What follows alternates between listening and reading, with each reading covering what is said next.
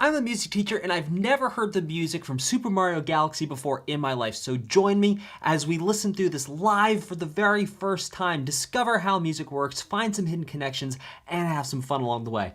Let's get this thing started with the Overture.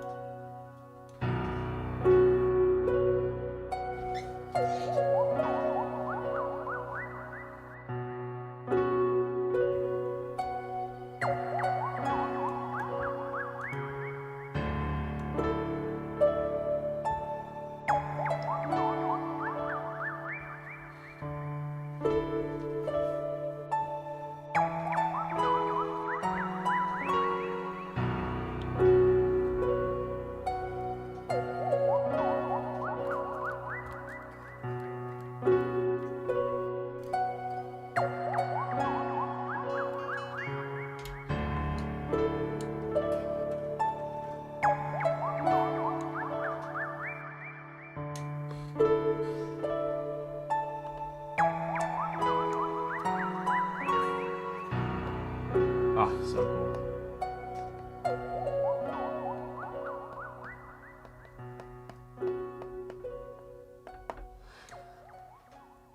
All right, like I mentioned, we are live. Shout out to Aaron the Musician 3894, not Alex Nevarez. Ooh, channel member, not oh, see, Alex got that cool green writing. Petite Mathis, shout out Headspace Bunny, Real T3NN4. We are live. All right, so some really cool things we heard in this piece of music. Now, let's understand what makes the sound so floating, so ephemeral, but also kind of like something cool is about to start. Well, the first thing that makes it sound sort of like grand and opening is the low, middle, high thing that we hear. So listen to this right here. We have this.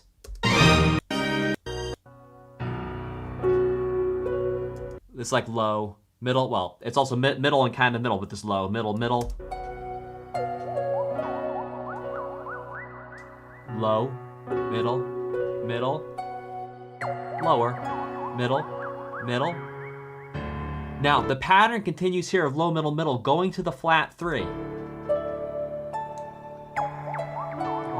Middle. This is giving you the feeling of majesty. Now, what's giving that light, airy, floaty feeling? Well, what's giving that light, airy, floaty feeling is that over each one of these chords, it's a major chord, by the way, we're hearing a note that is the sharp 4, also known as, well, in this case, the Lydian mode. So what's the Lydian mode? Well, in music, we have things called scales and keys. And a key, I'd like to think of a key as just a group of notes. If you go, what's a note? Well, this is a note, this is a note, this is a note, this is a note. We play them all together. We get a chord.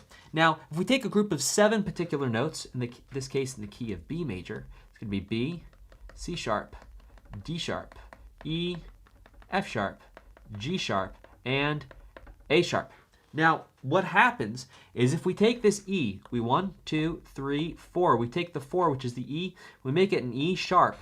That is actually what creates the floaty feeling. And this same pattern continues here, where we go to the flat 3 of B, 1, 2, 3, is going to be D natural. And here we hear D is 1, E is 2, F is 3, G is 4. We hear a G sharp here as well. And so it's the sharp 4 that gives us the floaty, whoop, over here, floaty sound. Let's keep it going.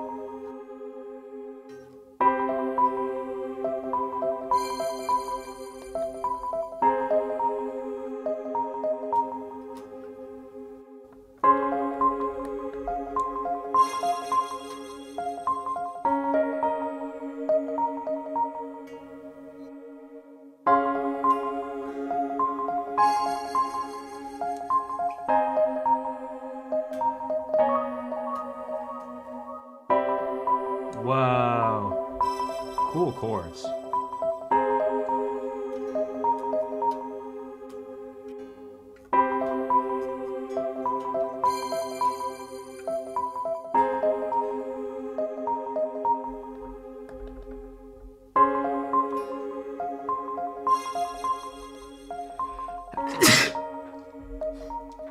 Excuse me. I've got a couple sneezes in me right now. Just a heads up. I'll go straight to file 2. It adds percussion. Thank you. Oh, great call, Connor Miller. Thank you. Also, let me see if I can mute myself while I blow my nose here.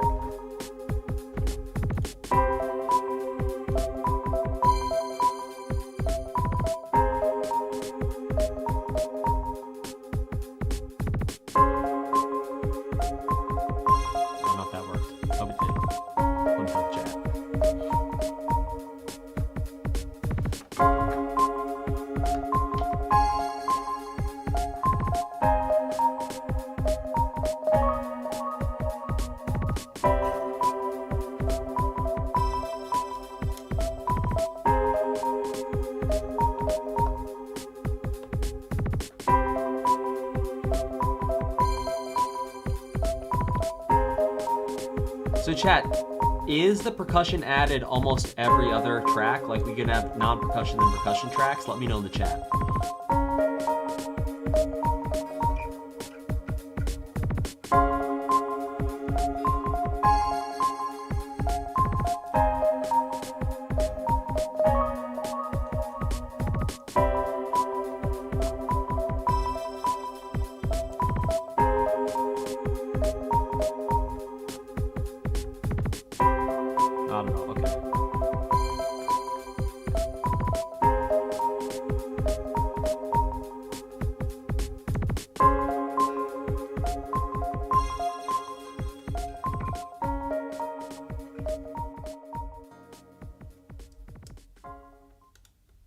Really interesting. Now, I'm still missing like 2 chords here.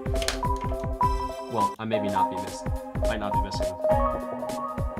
What was gonna please Let's pull it back just right here.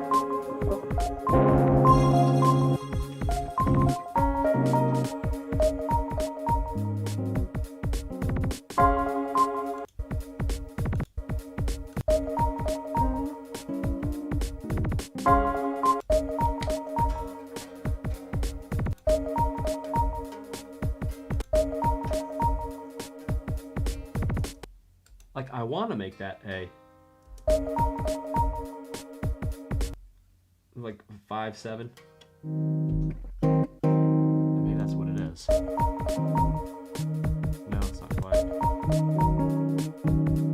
Yeah, it is like a 2 minor 7.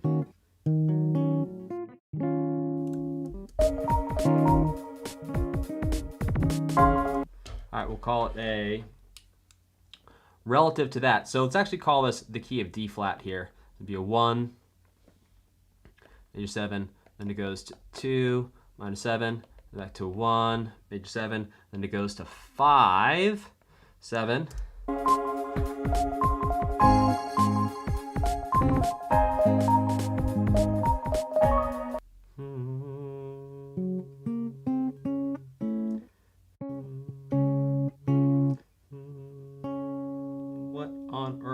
You.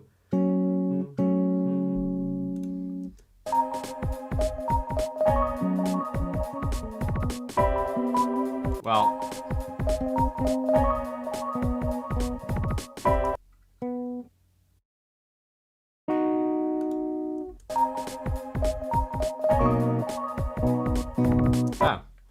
it's a B major, aka a flat 7 of this. All right, wow.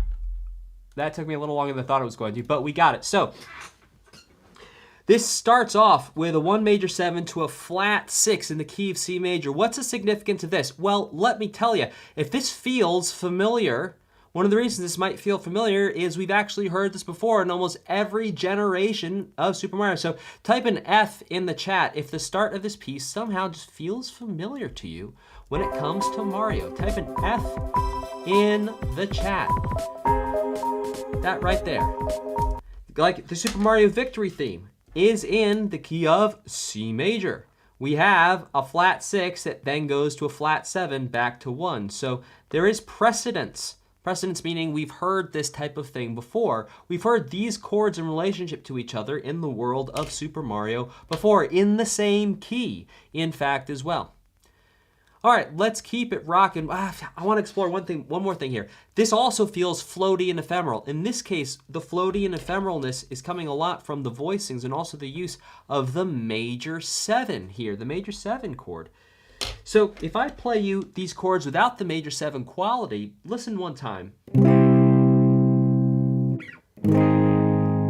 It sounds cool, but it doesn't necessarily sound floaty. Now let me put the major 7 in. Listen to this.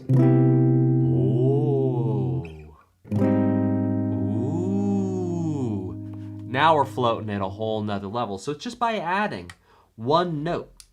And it's by adding the 7th in. So instead of having, for example, in our C chords, C, E, G, and then another C up here, instead we're doing a B here. This is going to be the 7th. Why? Because if C is 1, D is 2, E is 3, F is 4, G is 5, A is 6, and then B is going to be, put it in the chat, 7. All right, let's keep it going.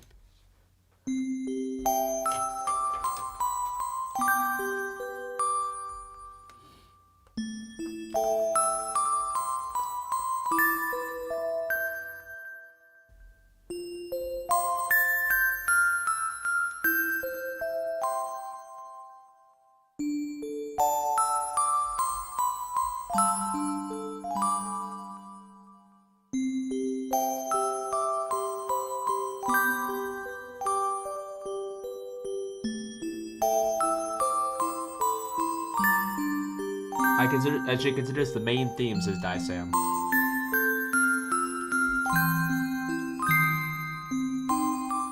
And then we're going to pull it back and unpack it real quick.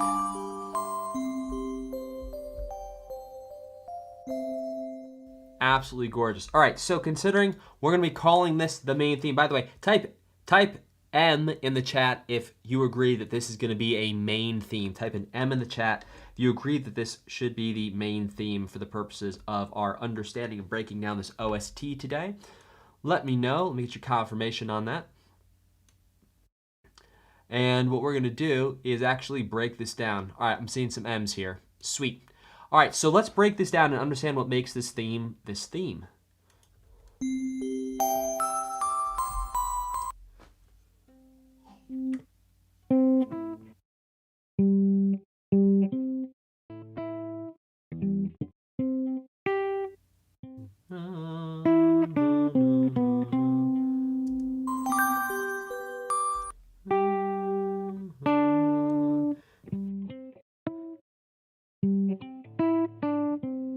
I feel like I'm missing a note in there.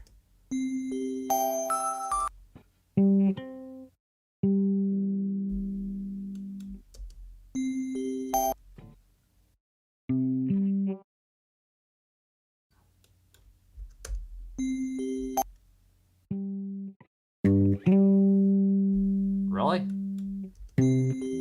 No.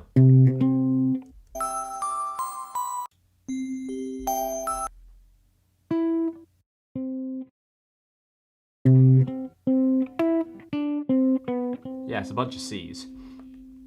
No, that's C down, and C up.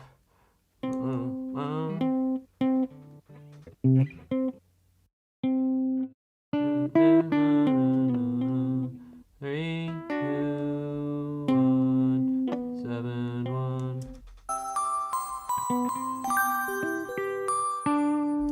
5, 2.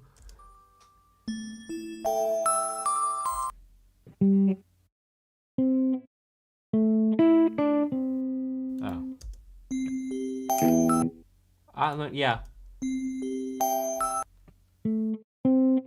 I'm actually going to ignore this first one here. I'm going to say it starts here.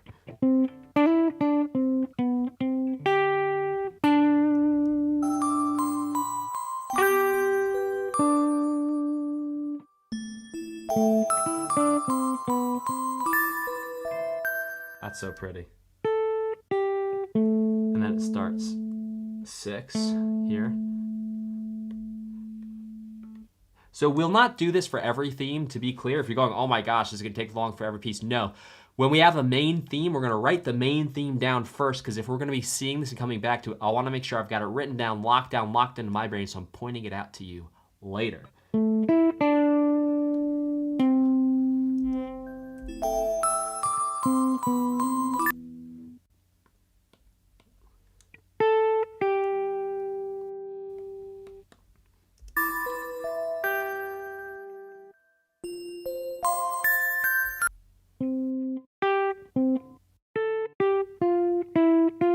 Oh, cool.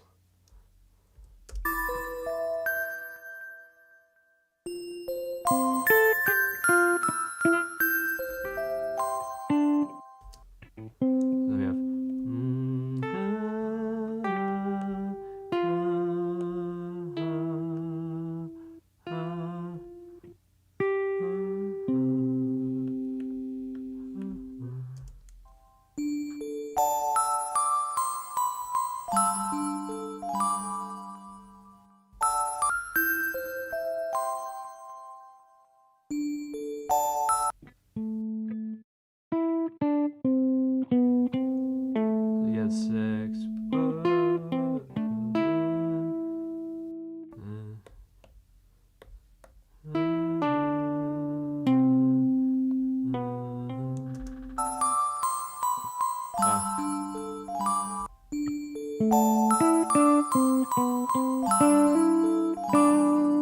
So pretty.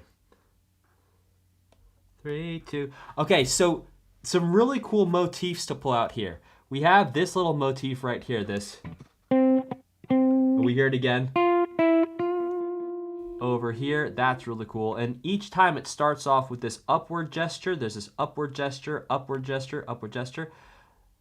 High, low, high, low.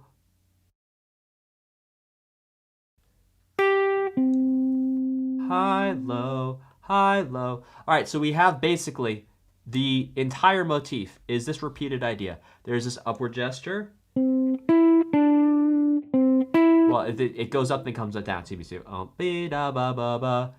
And then we do this little That's this right here. And we can see it every time happening right here. And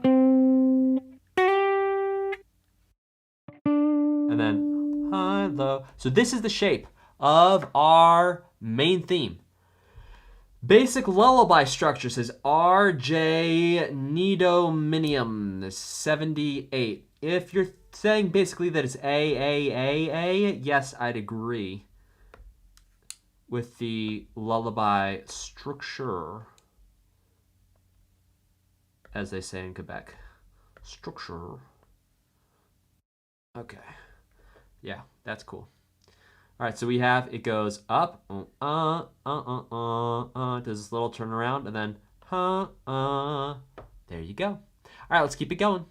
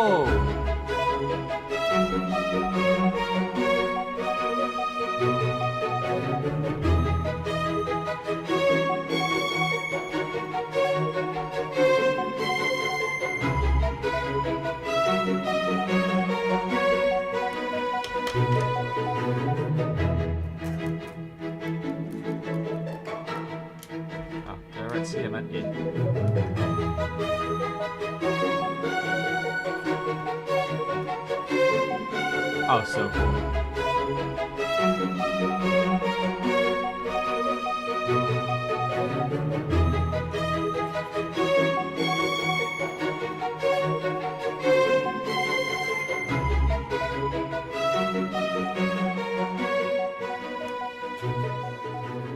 Or do I mean B?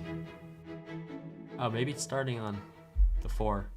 Okay, hold on. Let's do that one more time.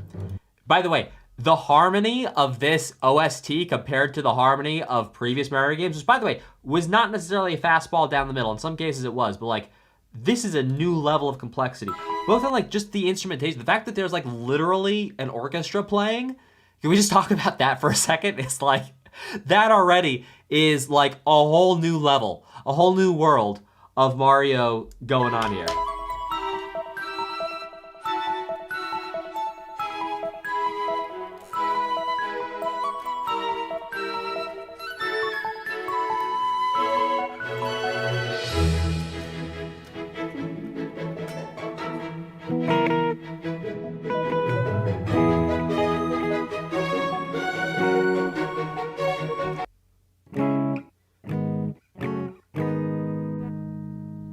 Where even am I?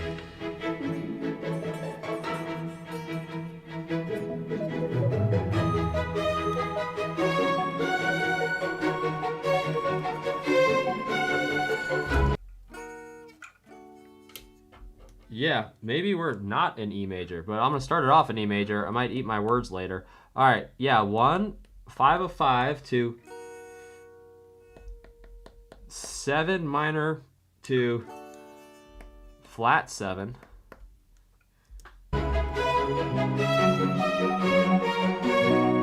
Yeah, I do take it back. We're in the key B major. Ah! Ah!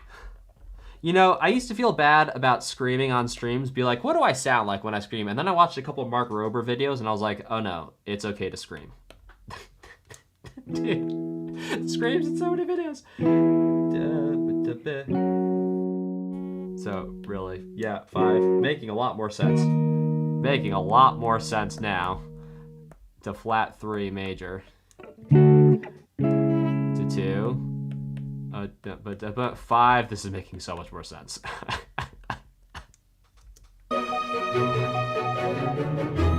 Yeah, 1, and then we've got the 5 of 4 here, turning us back around. Oh my gosh, that makes so much sense. All right, so let's understand this.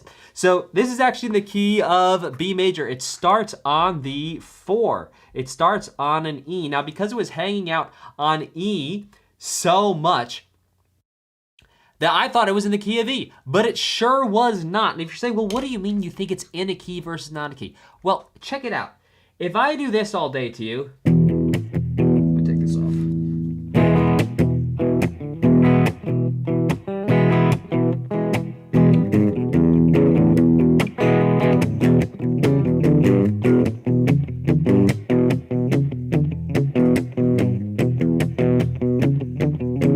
where do you think we are? You think we're here, right? It sounds like, oh yeah, that's home base. What if I told you this is actually where we've been the whole time? It's like, lies. My whole life has been a lie. Okay, let's keep going. For those of you with like no music understanding or like technical music understanding, you're going like, what just happened? I'll explain more stuff to you later. That was a more advanced one. We'll keep it going to the next one.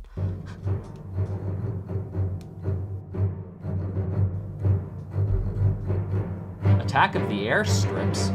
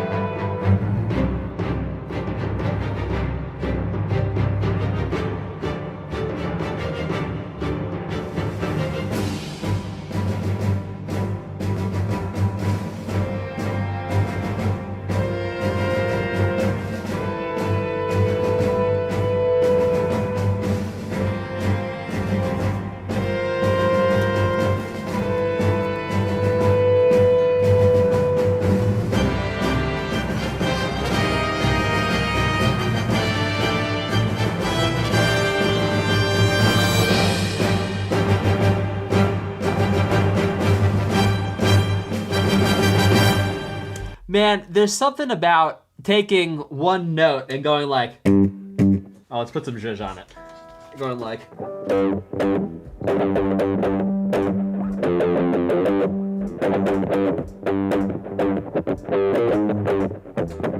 Nah, I've been taking liberties.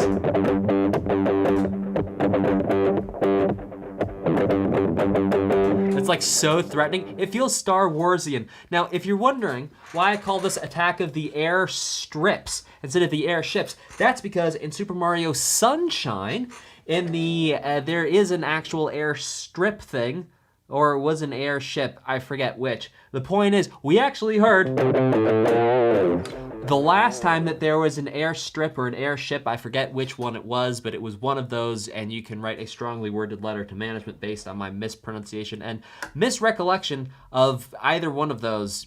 How you can tell. I'm a little confused on that, but that's okay. Confusion means you're about to learn something. Attack of the Airships here. This sounds Star Warsian. Williamsian. John Williamsley? Williams-ish. It sounds Williams-ish. And super delightful. That was a ton of fun. One thing to point out to you here.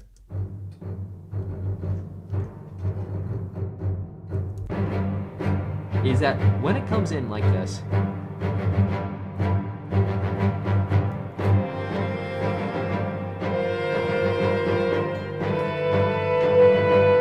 what's real interesting about that?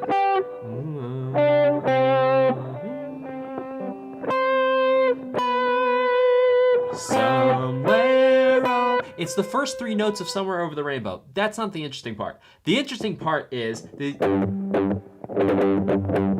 sounds so threatening. The note that's ended on here is like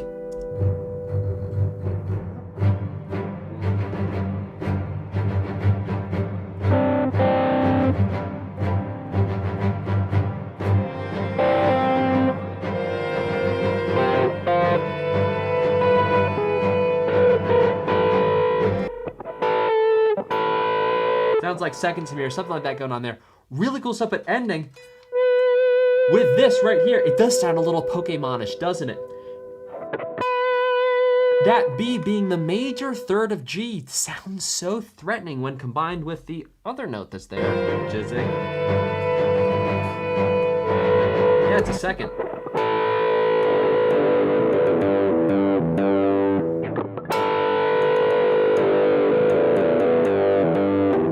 All right, let's keep it cooking.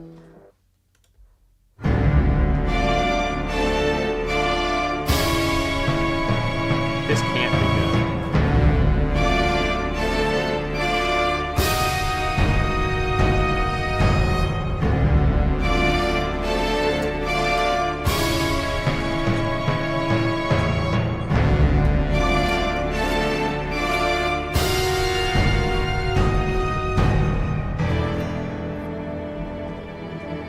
This is cinematic stuff, man.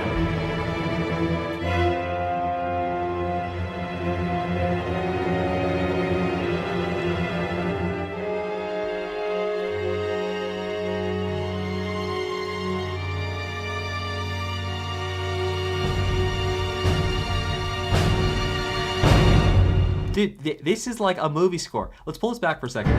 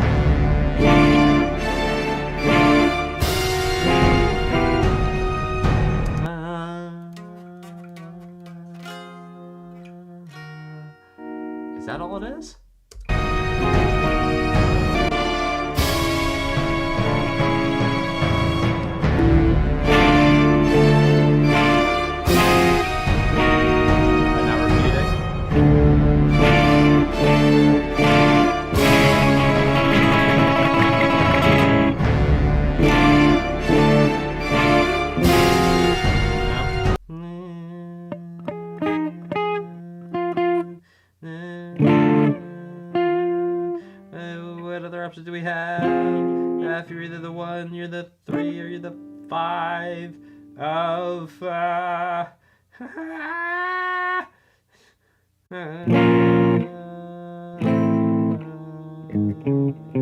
whatever. All right, let's talk about the first part of it, because I got that. All right, so in the key of D minor, and we've got a 1 minor going to a 7 minor, descending by 1/2 step, coming back up to a 1 minor, and then going up by 1/2 step to a flat 2 minor. Now, this is a recipe for some, well, dastardly stuff going on. So what is a 1/2 step? Okay, so there's 12 notes in music, and the 12 notes in music go A sharp or B flat, B, C, C sharp or D flat, that's a D.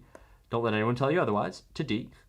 And then we got D sharp or E flat, then we got an E, then we got an F, then we got an F sharp or a G flat, then we got a G, then we got a G sharp or an A flat. And every time I said or, so it's like this, this, this, this, and this. You can see there's 2 different letters for it, and that's like 2, 2, and 2.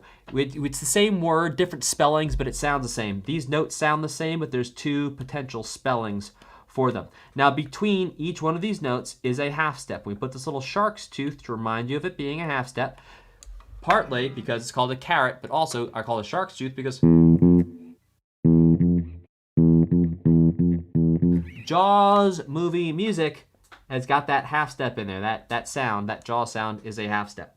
So what are we hearing? We're going up by a 1/2 step from D, going down by a 1/2 step from D down to C sharp.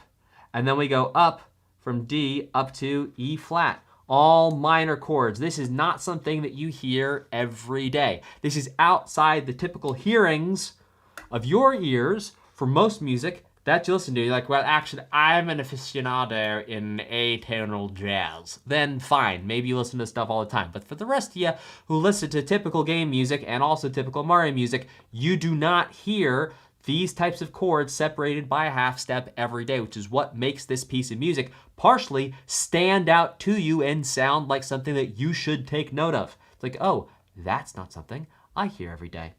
All right, let's keep it going.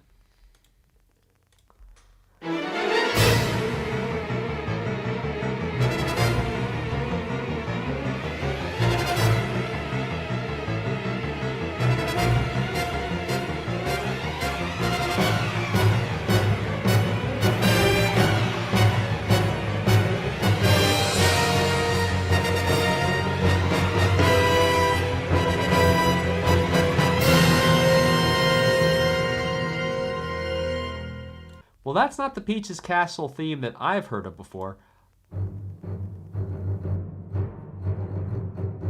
Let's compare that to this. Oh,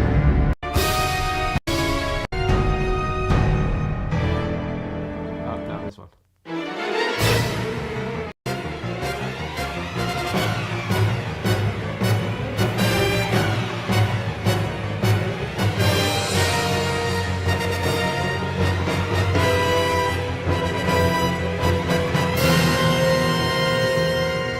Did you know how much work it must have been to write those string parts? Like, bro.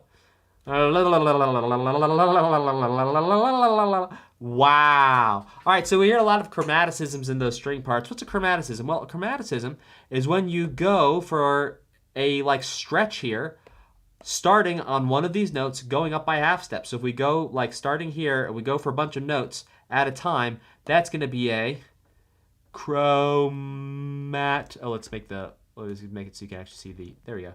Chromaticism.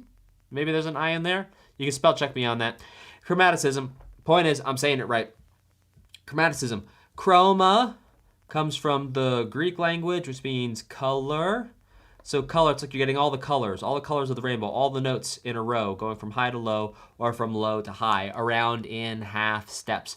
And that is what gets you that sound. Let's keep it going.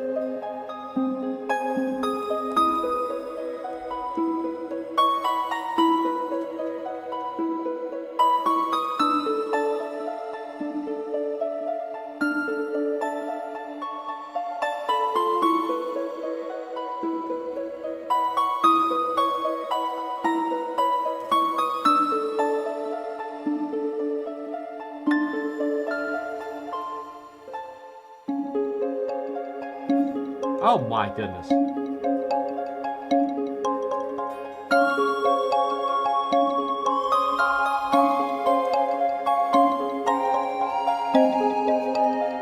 Oh, this is so beautiful.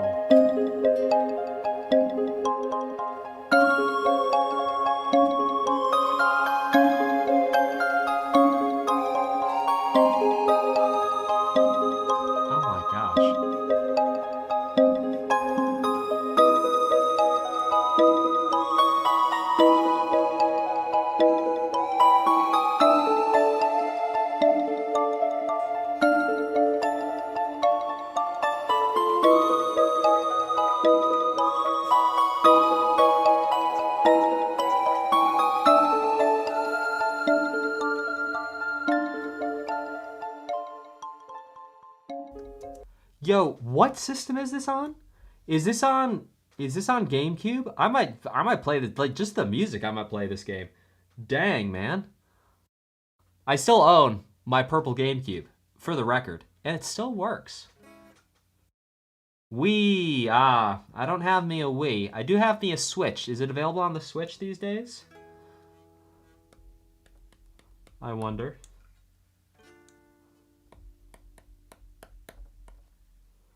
Wii and Switch. All right, cool. It's available on Switch. Oh, but I gotta buy it. It's not in like the backlog catalog where you get to play those games for free if you got the Nintendo subscription. Love that, by the way. Go back, play some SNES. I went and bought a SNES controller just to play those old games with a SNES controller. All right, cool. So let's actually talk about this piece of music. Now, we're starting to see this pattern emerge in this OST. And the pattern is we have some starting idea that's going to be in some starting key. And then we're going to go to some idea that is like no longer in that key. And I'm actually going to clue you in for what that's going to look like. Yeah, see, we're going to like the key of D flat here, starting from the key of C. So let's understand what it means to have chords be in a key. Well, for us to be in a key, we're going to be using all the notes in that key. So for example, here we're in the key, or let's actually go back to here. So this can be really easy. We're in the key of C. All right, so all the notes in the key of C are C, D, E, F, G, A, and B. So anytime any chord uses any note that is not one of these notes, it's going to be technically borrowed from outside of the key. So the way chords work here, not all the time, but for a basic understanding of it, is we can create a 1 chord off this, a 2 chord off this, a 3 chord off this. This is just your basic Ready Rock 5, 6, and then here's going to be our 7. Right? So we show chords with Roman numerals, we show notes with numbers like 1, 2, and 3.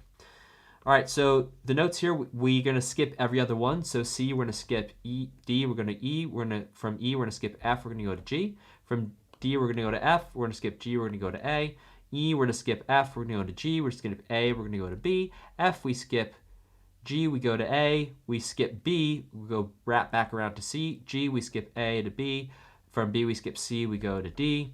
And then from A, we skip to C, and then C to E, and then we have B, D, F. So this is how you construct chords basically out of a scale. Each one of these is going to be a chord, and it's going to sound something like this.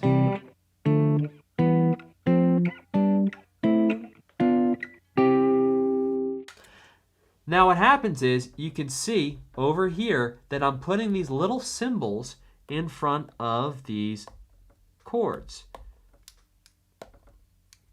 Come on now. There we go. This little symbol here and this little symbol here. Let me highlight these in blue. Apologies if you are colorblind. This is just the next thing I'm circling. All right, so these little symbols like this, flat, means we're going to take an existing note and we're going to bring it down 1/2 step. And you already know what a half step is, right? So typically the 3 of D flat is going to be F. Now what happens when we go down from F 1/2 step? We get an E. So instead of an E, F, it's actually going to be an E. So it's going to be a flat 3 is going to be E. And then a 2, normally in D flat, so if we were on D flat, a 2 would normally be an E flat. But if we're going to go down 1/2 step, it would actually be, oopsie daisy, it's actually going to be a D, which we're going to call an E double flat. Yes, you can have E double flats. We're going to let an E double flat. So this is actually our way of showing when we're in a major key that we're borrowing chords and notes from outside of the key. How would I know this is major? Because I didn't put a little minus here. If we have a minus, we'll see the flats. Why? Because we compare everything to major to have something to compare everything else to. That's why. All right, let's keep it going.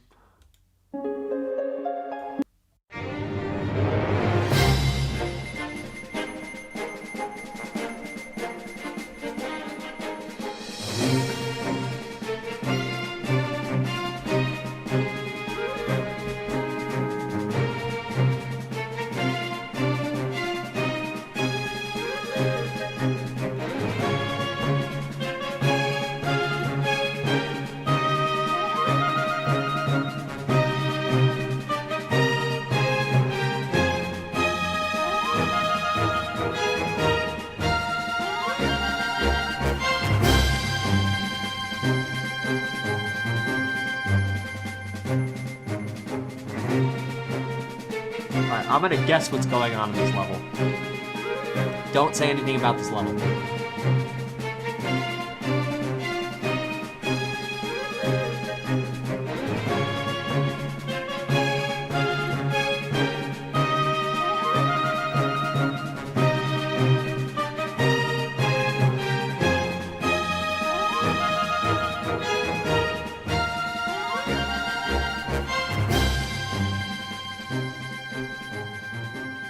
All right, here's my guess. Based on the music, here's what I'm guessing. So we can hear this like, by the way, I might be totally wrong, but we're not fun here anyway.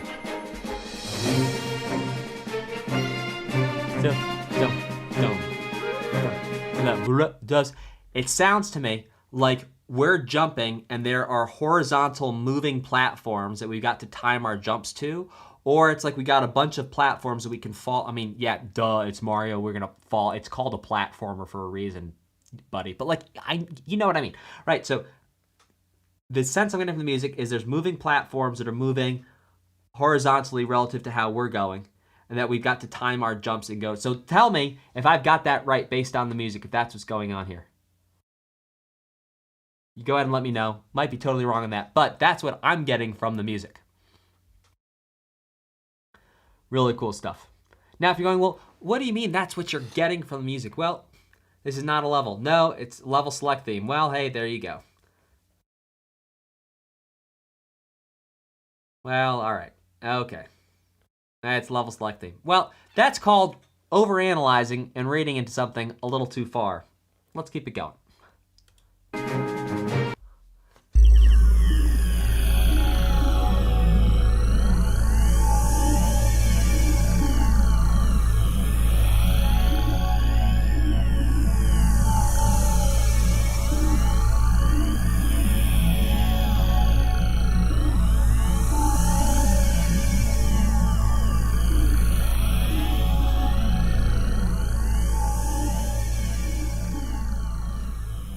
Now, I don't know if you've ever listened to something called binaural beats. You can check out binaural beats at about 40 hertz, help you stay focused while you do some work. But you can also check out something called hemisync, Hemisync. Hemisync will do something like this. It's sounds that'll go into your brain that when you wear headphones actually help you focus and help keep you in a coherent brain state.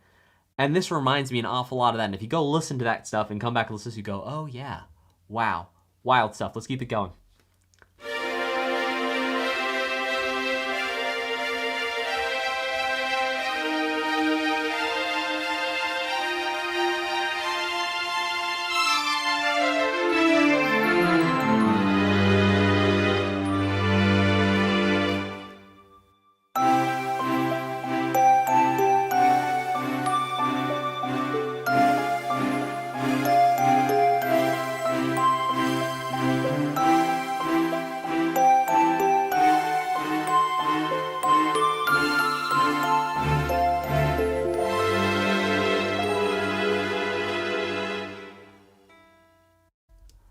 Well, that was absolutely delicious.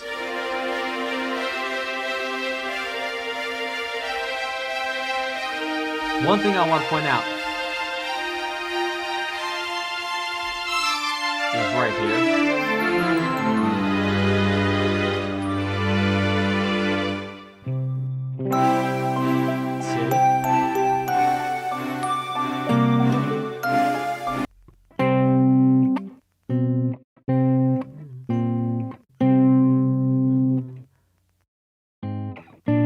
Whoa, never mind.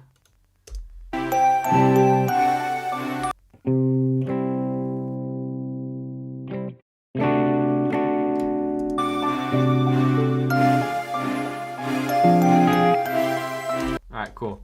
So I'm going to call this a 1, and then it goes to a 2 over 1, and then it goes to a 4 minor 6 back to a 1. Listen to this chord progression one time. This is absolutely gorgeous. So it's 1 to a 4 minor 6 back to a 1. Absolutely, absolutely gorgeous. Wow. What a pretty chord progression.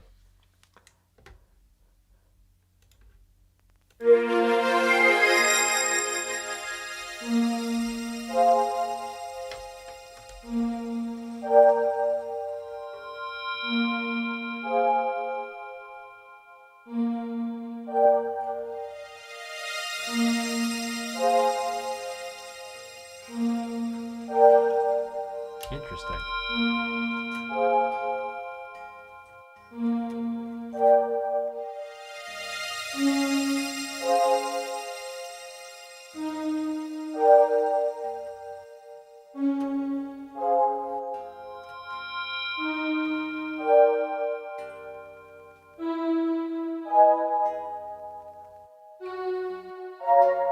Oh, wow. Oh, this is so cool.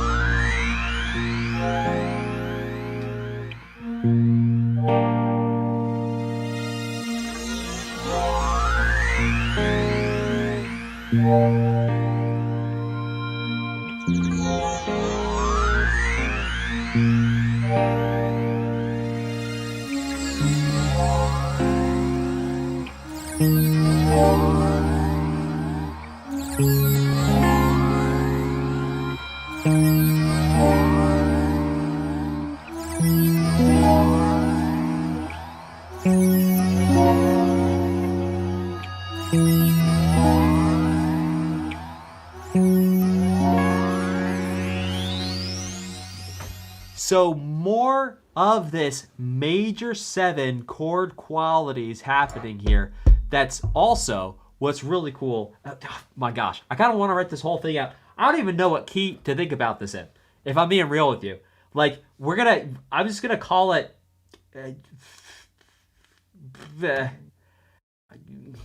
whatever.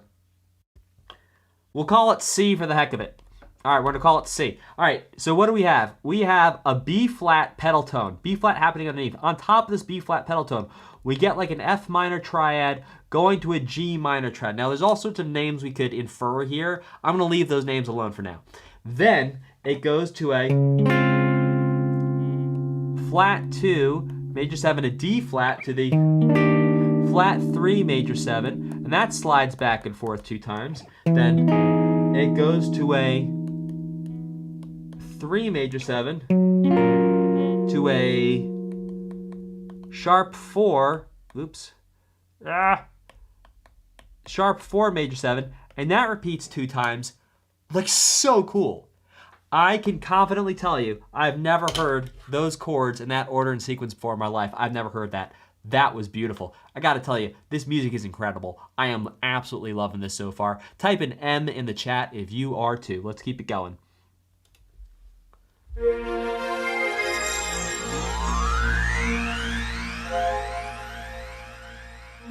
Oh, I feel like I've heard this before.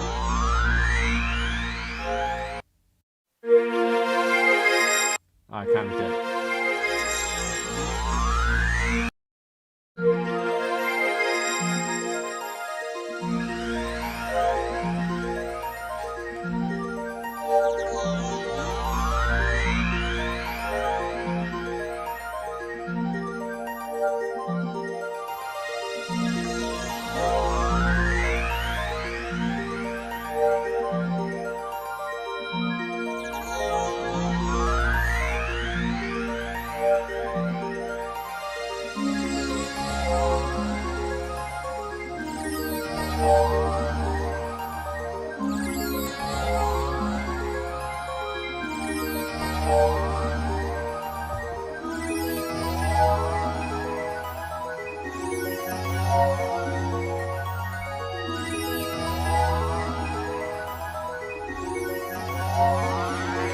Absolutely delicious to hear the little added elements each time this comes back around. We got Inside the Dome, rotating, Select the Galaxy, rotating.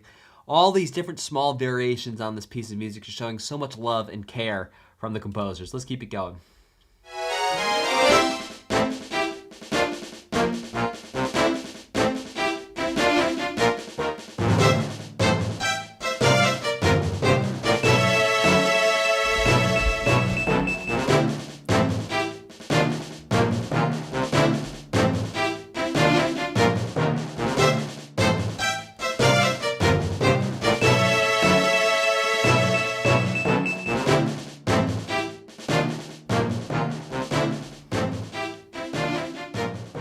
This sounds so determined.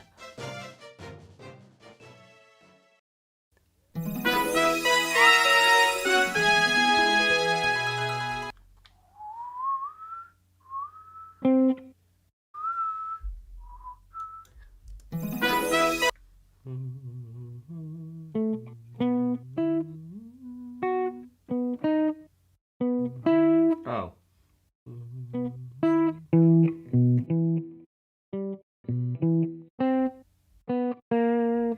Let's do it up here.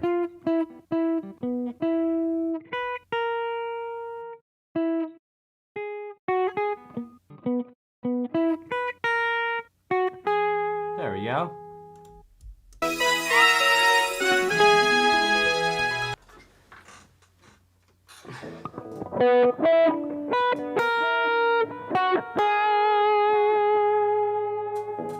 That's so beautiful. One more time.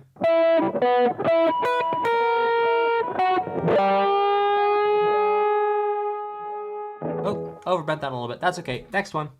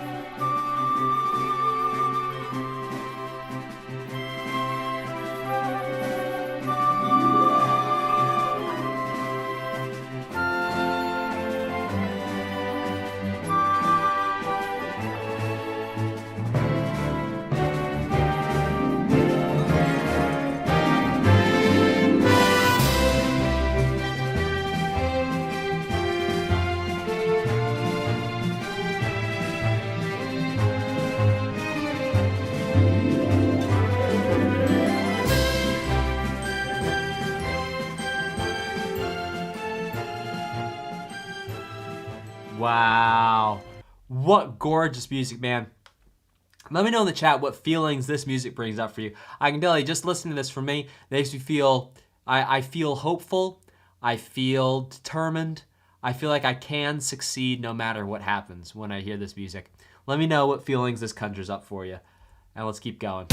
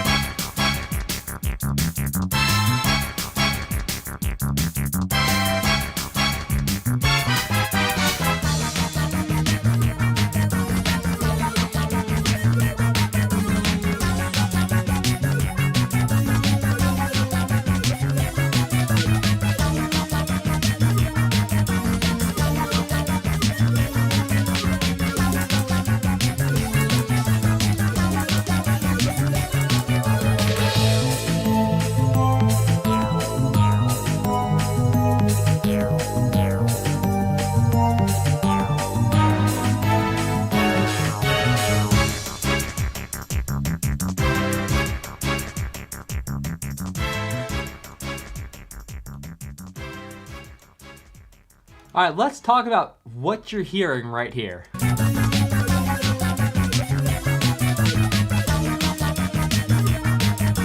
What you're hearing is called a wah effect. Why? Because it kind of makes a wah, wah, wah, wah, wah, wah, wah, wah, wah sound. Type W-A-H, wah, in the chat if you can hear that wah, wah, wah, wah, wah sound. So what creates a wah sound? Well, what happens is anytime you have a sound, it's got all these frequencies like this, and it looks usually something like this. And what happens is, with a wah, you're going to selectively cover up some of the frequencies. So imagine this yellow thing is blocking frequencies. It's going to block, block, block, block, block, block, and it's block all the frequencies behind it too. Wah, wah, wah. And it's actually going to, like, instead of hearing just the high stuff, you're just going to hear the low stuff. And then you're going to hear the high stuff and the low stuff. And then it's like going to knock this high stuff off and on. So listen one time as I do it here. Here's the high stuff. High stuff's gone. Here's the high stuff. High stuff's gone. And you can hear as I play with it, it sounds literally like it's going wah, wah, wah, wah, wah.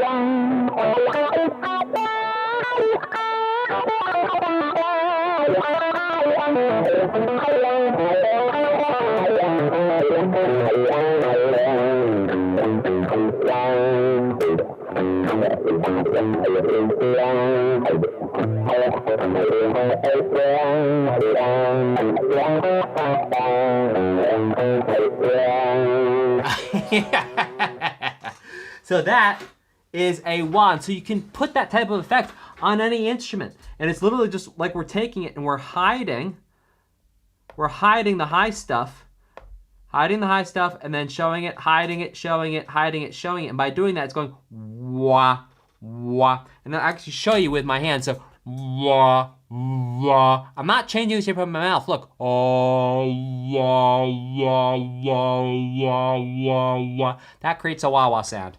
All right, let's keep it going.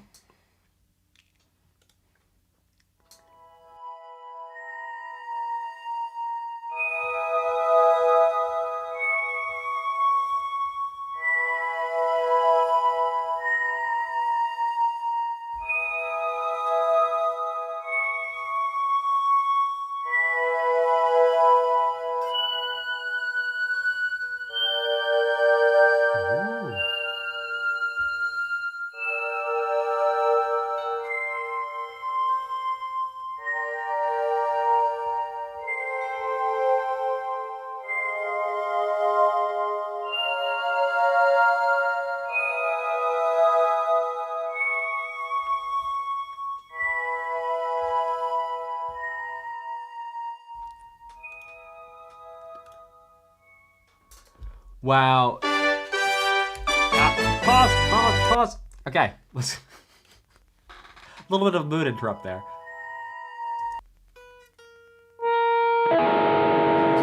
What are we hearing?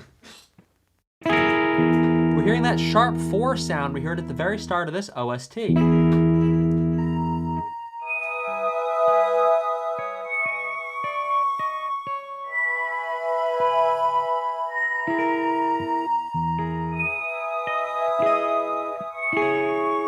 Also, just this.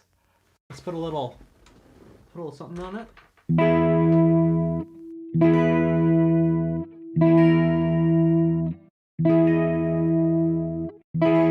How pretty.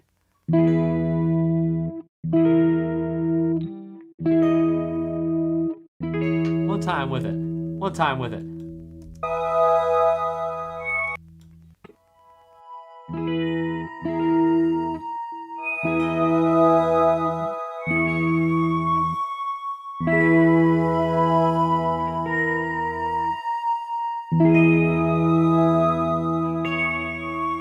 Oh my goodness.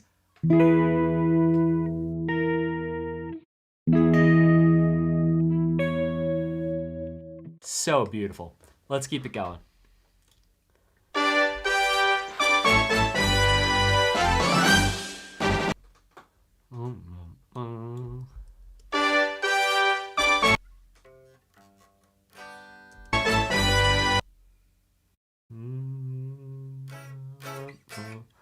That's what it sounded like to me.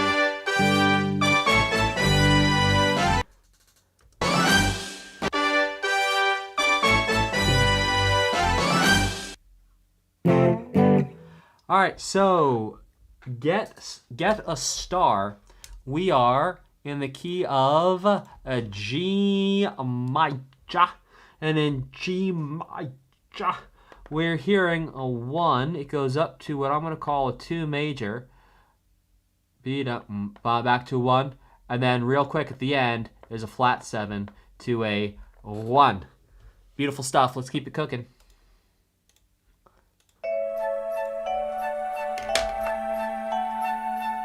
Oh, cool.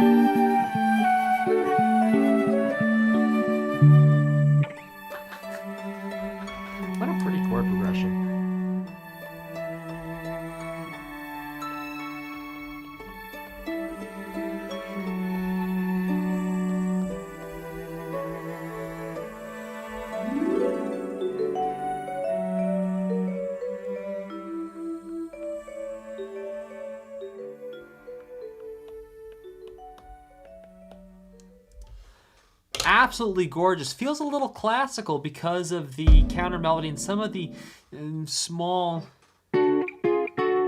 little chromaticisms there, but the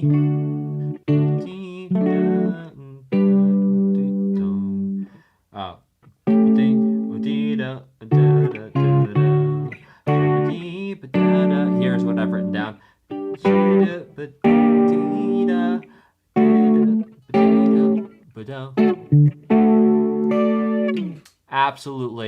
Absolutely gorgeous. Totally beautiful. This is the second time through here. The first time through, it really does a one. Oh, let me make this full screen here for you. It does a 1. It starts off the same way. 1 and 3.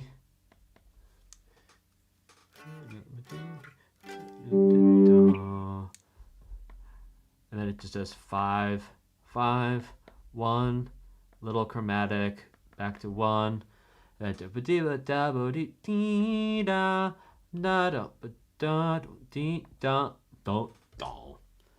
Awesome stuff. Let's keep it going.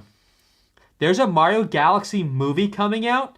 I gotta tell you, I don't watch many movies twice. I did watch the Mario movie twice. I watched it once and I was like, let's watch that one again. And I went back and watched it again. Let's keep it going.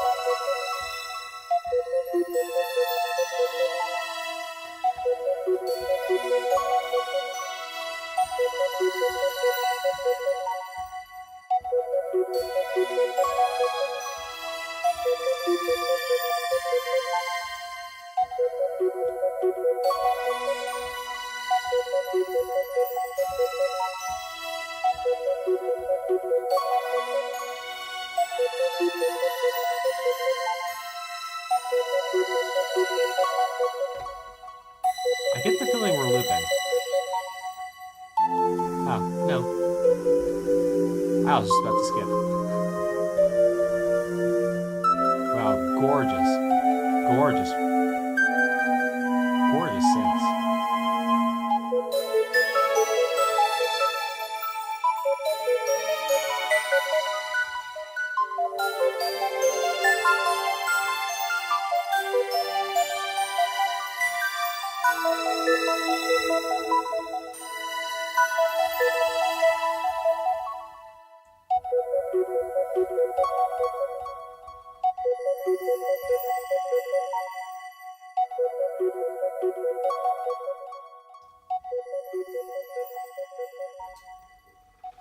I'll remember this one for later. I will tell you. Oh, remember this chord progression. It comes back later. Well, then let's actually write it down once.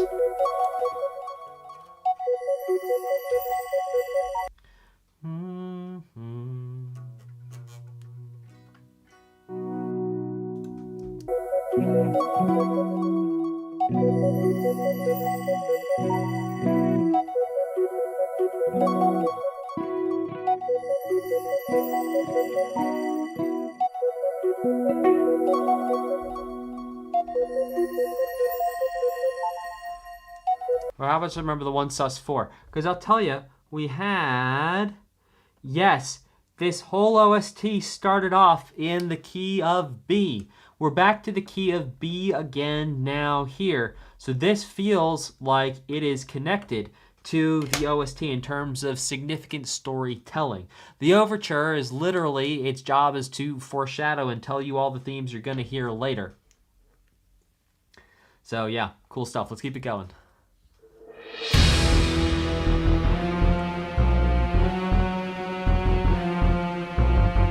Yo, that bass is sick.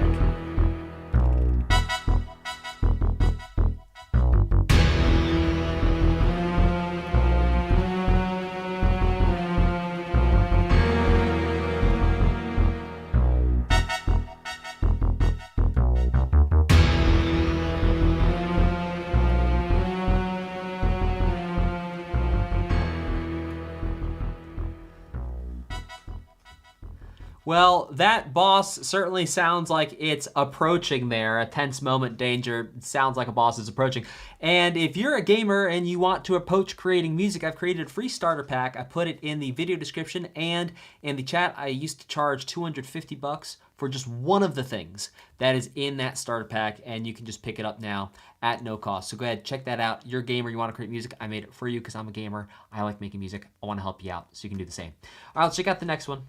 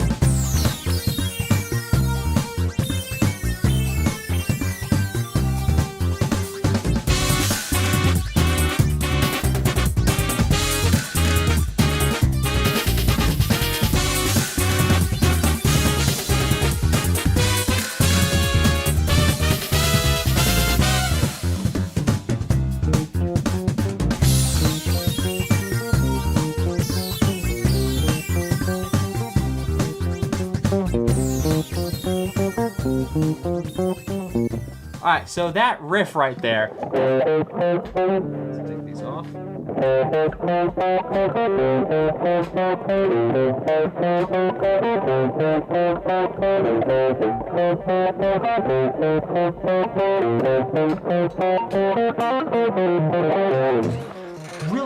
Really fun. That's using a C blues scale. And the C blues scale starts in C minor, and it's going bum, bum, bum, bum, bum, bum, bum, bum, bum, bum, bum, bum, bum, bum, bum, bum. And then that just repeats over and over again. If you're wondering what's the difference between this flat 7 here and this flat 7 here, because this one you're saying bum, and this one you're saying bum. What's the difference? Well, these are an octave apart. And you're saying, well, what on earth is an octave? Let me ask you this. Get your typing hands ready. Get your typing hands ready. Go, wait, I just have my watching hands. I don't have my typing hands, or I've got my Cheeto hands. I don't have, hey, you get your typing hands ready, and type an 8 in the chat if you knew that there's some type of connection between these two notes. Yes, this one's high, this one's low, but they sound similar in a way maybe you can't quite put your finger on.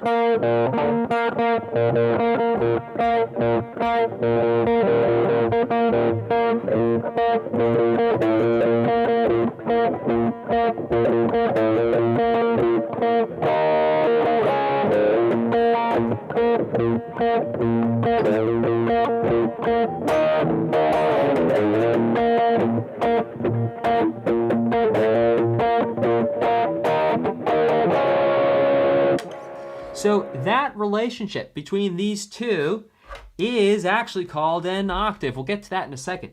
But the relationship is that this note is vibrating the air at a certain number of vibrations per second that your ear, this is your ear, picks up, and your ear goes, okay. And then there's little bones in your ear, and those vibrate. And that tells your brain, here's your brain, sound. Now, this flat 7 here is vibrating at half the speed, literally half the speed, that then your ear also picks up and tells your brain sound is happening, but it's twice as slow, which means it sounds lower. So your brain is actually picking up that there's a mathematical relationship between these two notes, that one is 2x the frequency of the other. Really cool stuff. Your brain is doing automatic music math. Automatic music math will make the boys go loco, or whatever it is. Cool. This beat is automatic music math and hypnotic, funky, fresh, work my body so melodic. If you don't think I was listening to the radio when I was a kid, you got another thing coming. It don't matter to me We can dance slow, everywhere the beat, drop my body as a snow, and swing it over here with the DJ. We will rock. Okay, let's go.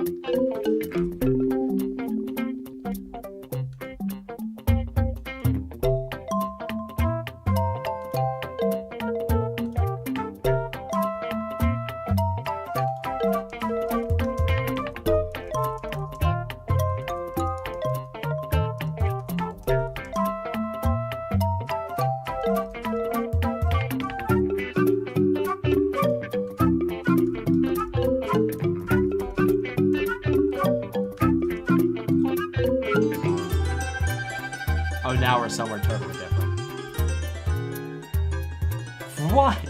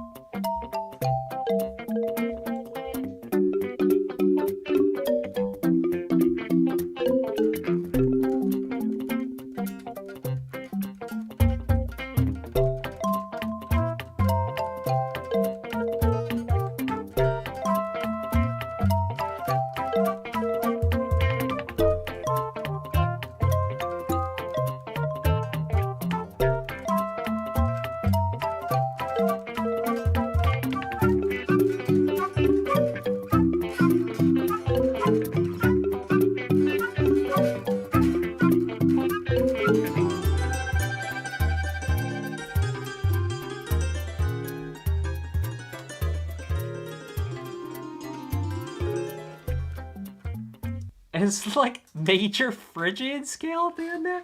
Absolutely nuts. I'm loving the... Yeah, you can hear me. All right.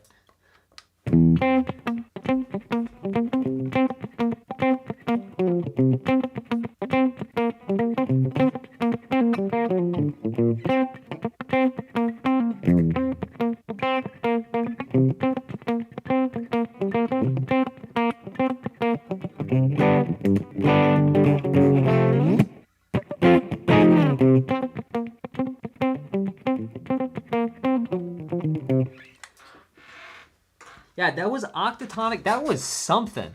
So Untold Animation says random octatonic. It might be octatonic or it might be Phrygian major.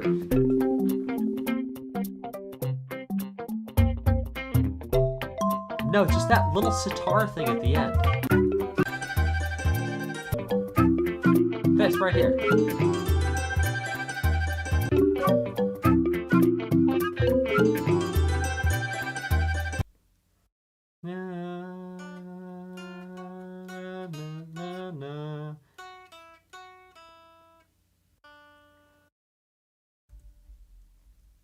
Hexatonic says, yeah, it'd be fun if it's hexatonic.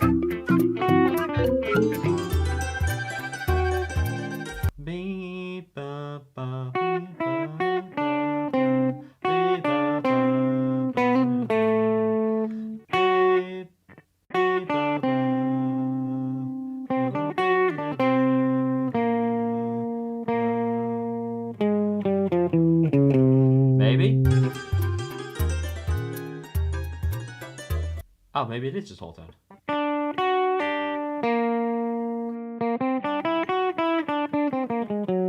Yeah, you might be right.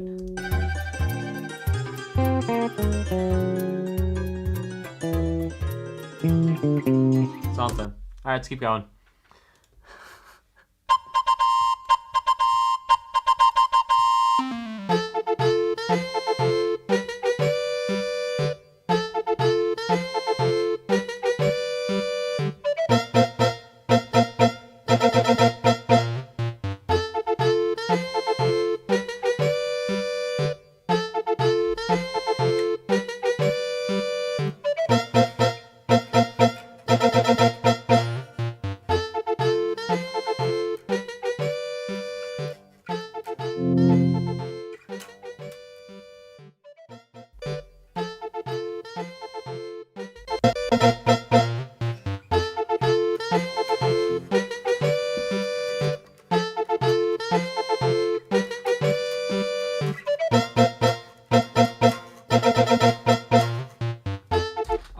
type an M in the chat if you want the Toad Brigade metal version. Toad Brigade metal version. Type an M in the chat.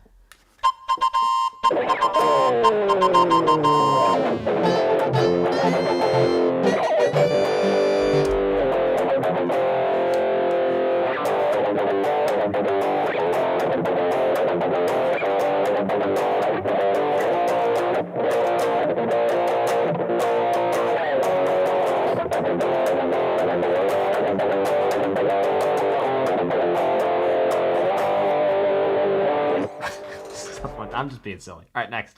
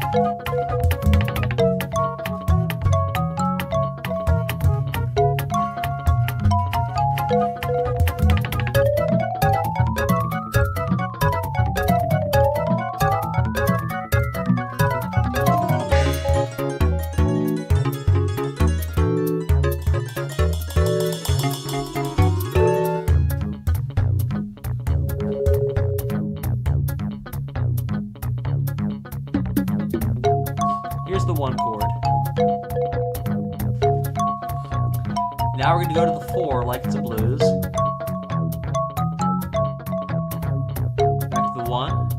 Now this is not the 1.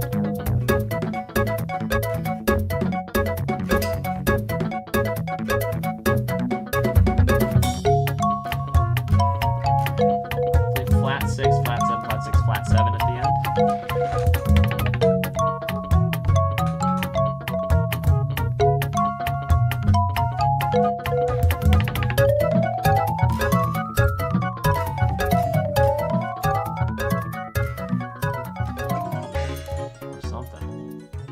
I'm gonna grab that.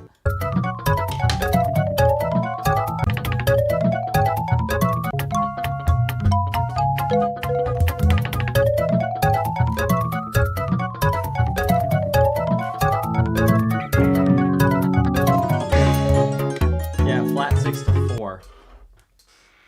So we're gonna call this a key of D flat major. D flat major, and in D flat major we are the 1 to the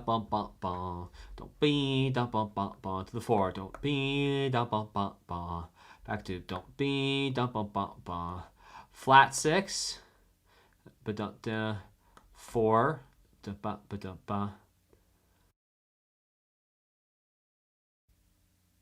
I put this in the wrong place.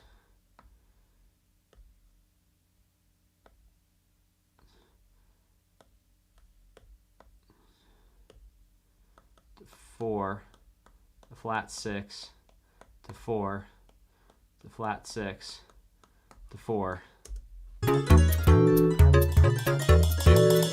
other stuff. All right, but really cool here.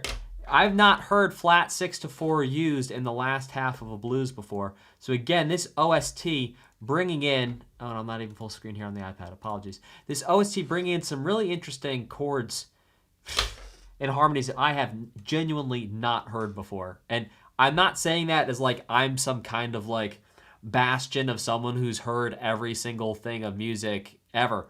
But I will tell you that I've like listened to a lot of music in my life, as you probably have too. I listen to a lot of music. And like when I come across stuff I've never heard before, I find it to be remarkable, but given the number of hours I've just spent listening to music. Let's keep it going.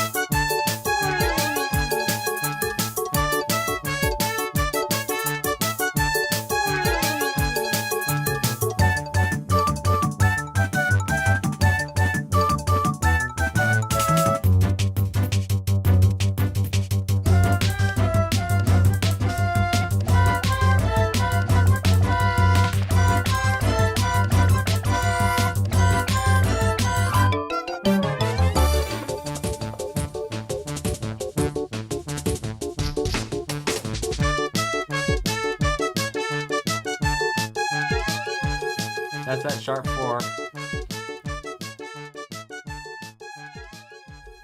Well, that sounds like going to the circus. Type C in the chat if that felt like you were at the circus. Let's keep it going.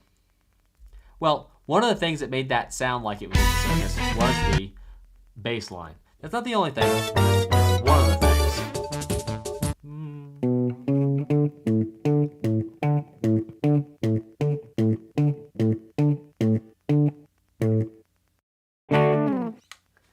That's one of the contributing factors to it sounding like it's at the circus. Let's keep it going. Also the fact that a tuba was playing it.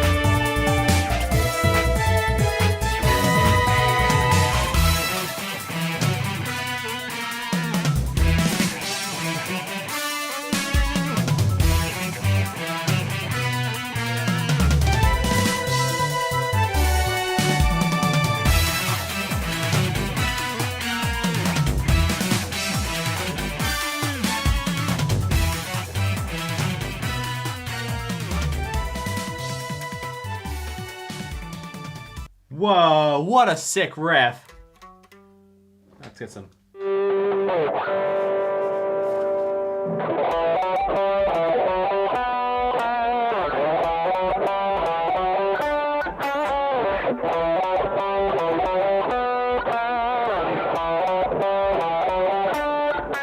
Now for real this time.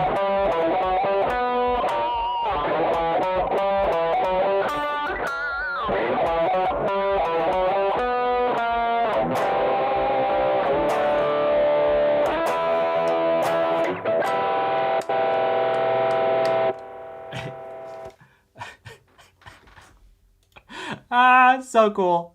All right, so that's a riff using, it starts off with the E flat, excuse me, the E blues scale, but then it also uses the scale degree 6 relative to the E.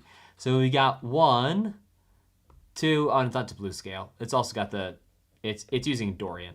I take that back. 1, 2, flat 3, and then we hear 5, flat 5, or sharp 4, which is that sharp 4 coming back that we've heard from the start of this OST, by the way, but this time in a minor key instead of a major key. Does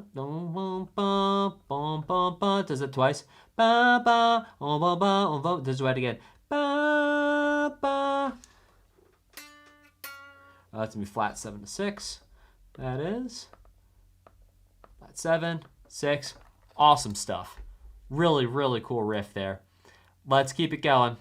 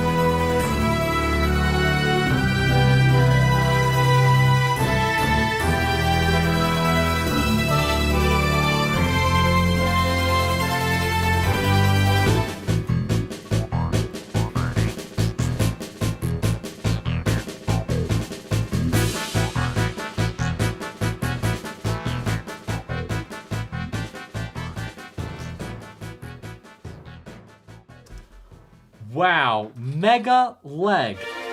Again, I can confidently tell you, I've never heard a piece of music like that before in my life.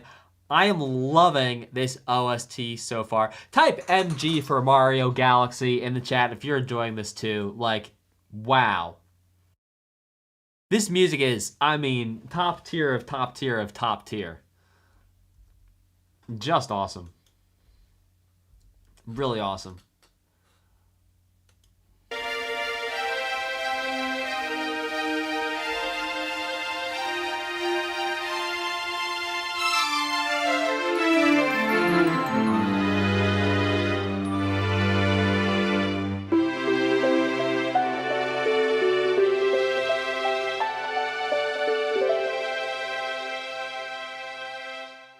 Wow, so beautiful. Oh!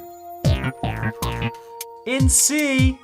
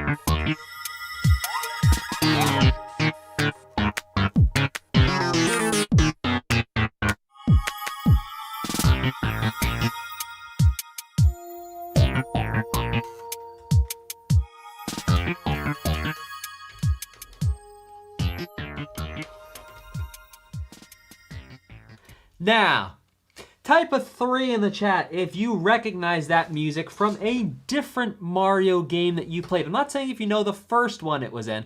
I'm asking if you recognize that music from a different Mario game that you've also played and you heard that music right there. Go ahead and type the 3 in the chat. Okay, I see Eyebrow Studios, Knock Frog, no Yagi. Oh, it's going too fast. Not Alex. Jonathan 130, Mr. Pocket Avian, Lorenzo. Oh, type 3. Pierce Flynn, Earthed Burn for Life. You Sans the Shark. The Nitro 1. Not telling the lady laugh. Hello. Newsline. YouTube streamer found saying unintelligible words on a stream. Back to you, Bob. Okay, so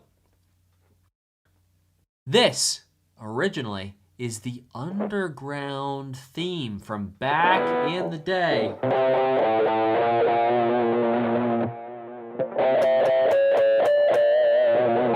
And then it goes to the 4.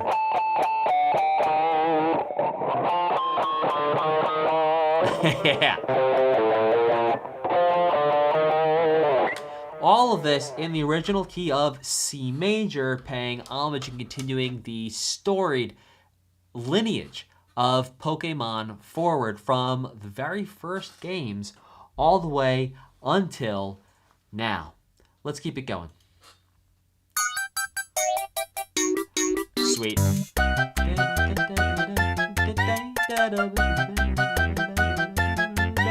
Sweet. Yeah.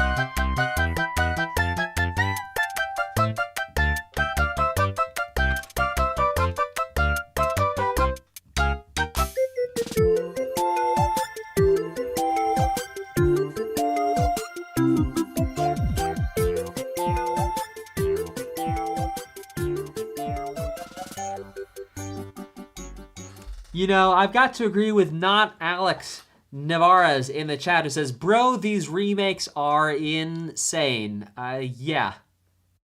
Absolutely, absolutely delightful and fantastic and tasteful. So tasteful.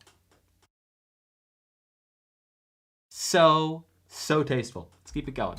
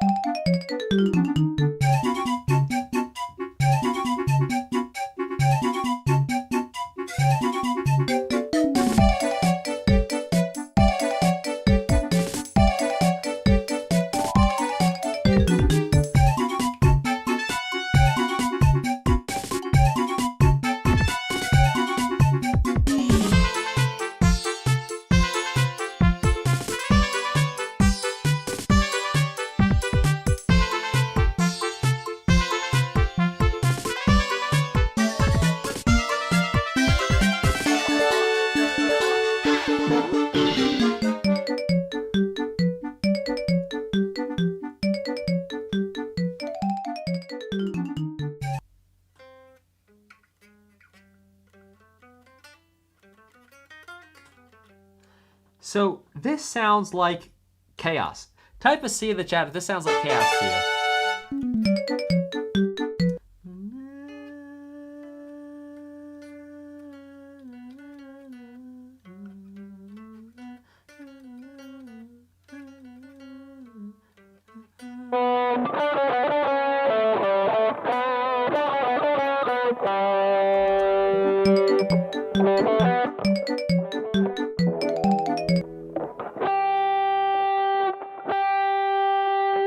So it starts off with this Lydian feeling.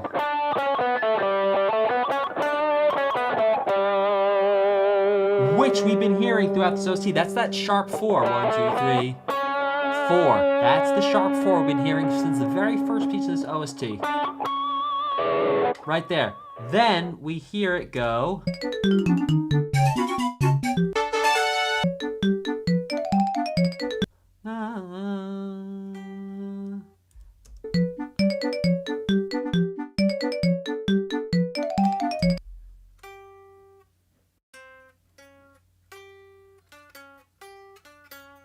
And then something else, something like that.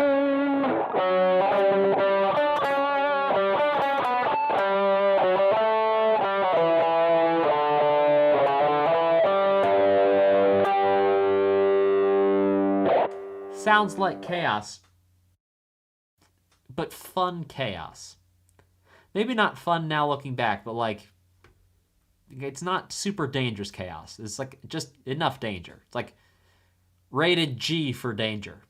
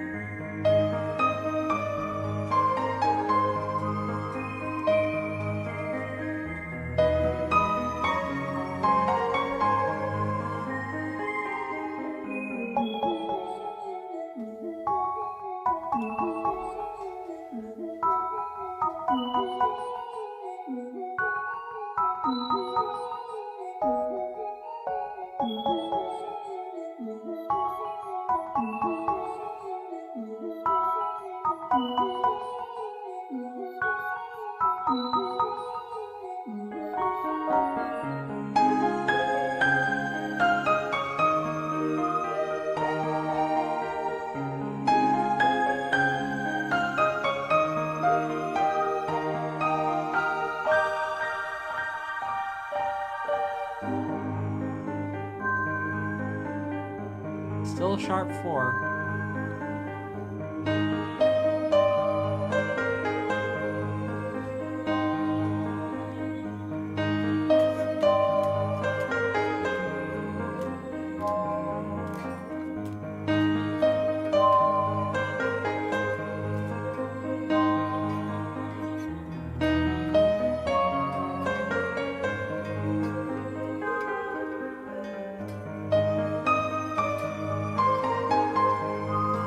Yes, Lydian.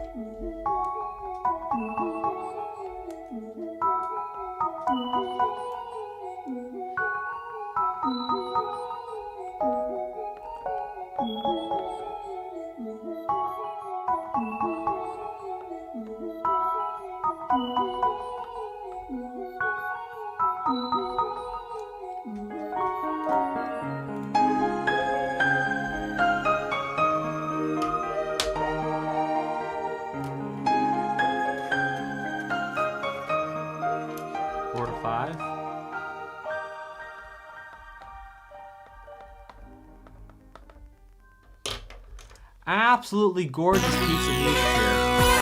We're in the key of A flat major.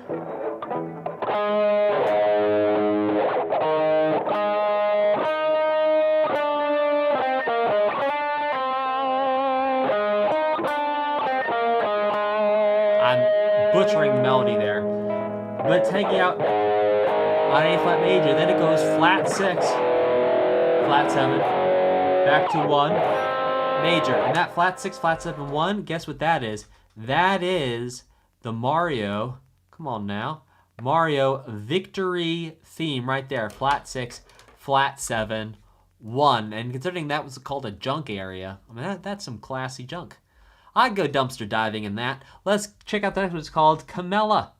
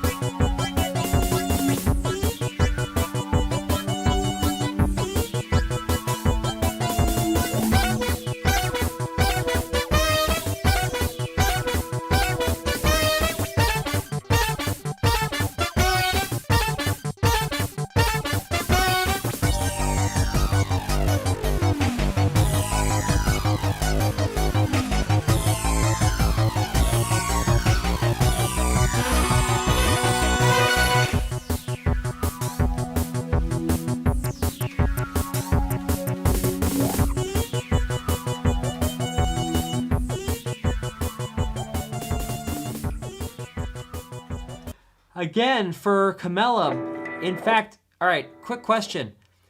Is Kamella near the Space Junk Road, or in fact, on the Space Junk Road? Now, I ask that because Kamella also has this, like, wrong thing here. This no, not minor. Kamella's got this Lydian thing going on, and then also this flat 7 thing as well, kind of like up here. No, she's there, Space Junk Galaxy. People saying yes, and people saying no. Well, you'll tell me when you figure that out.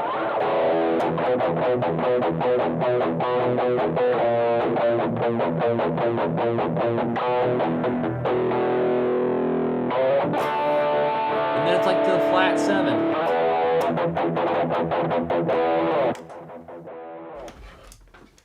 And so there's actual similarities that we're drawing between the Space Junk and Kamella. There's, they both have a 1, they both got a flat 7, both one is Lydian, we got the sharp 4 going on it. You might say, yeah, well, this whole thing's got the sharp 4 going on it. Yeah, it does. And so do those. All right, let's keep it going.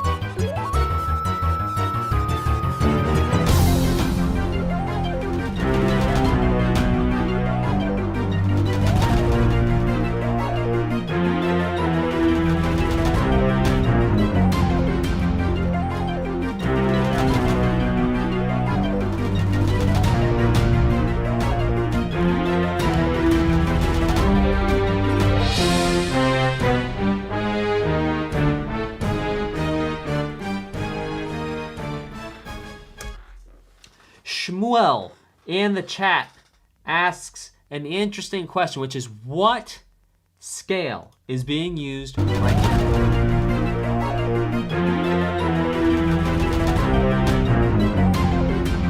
Well, what's interesting is it's kind of like an F harmonic minor, but you also add in a sharp 4 because this whole OST, we've had sharp 4s everywhere, haven't we? So why would we expect this to be any different? The notes we're hearing.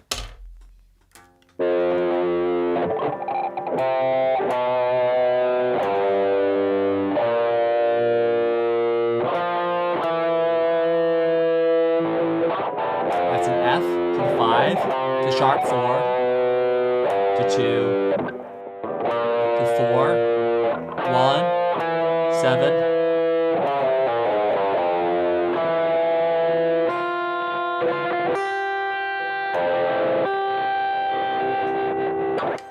Absolutely cool stuff. Let's keep it cooking.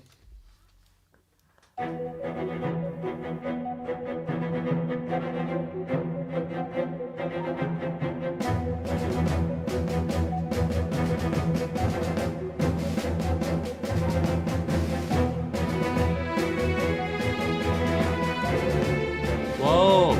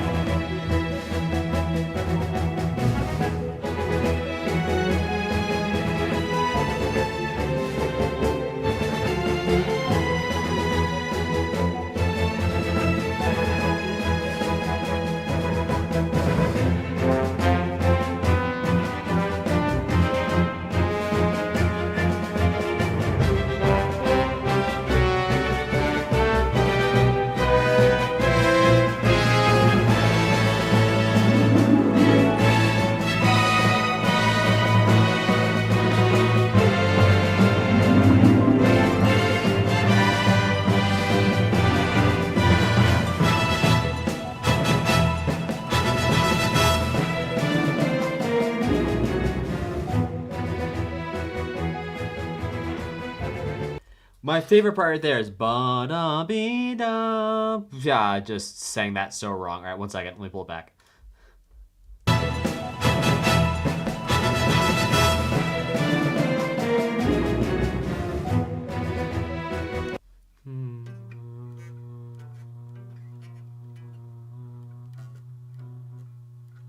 Man, I could have done this while I was listening to it.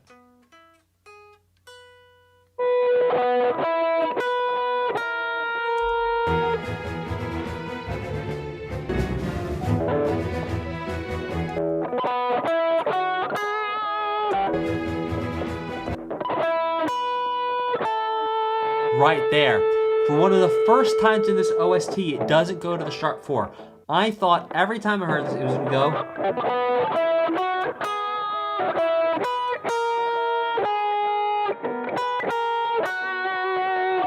Right? Because I think that was actually what we heard in our original motif. So I believe, if I'm not mistaken, this is actually a development of our original motif.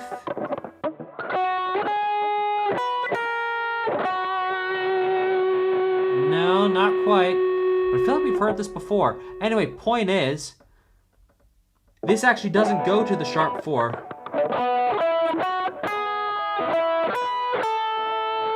It goes to the regular 4.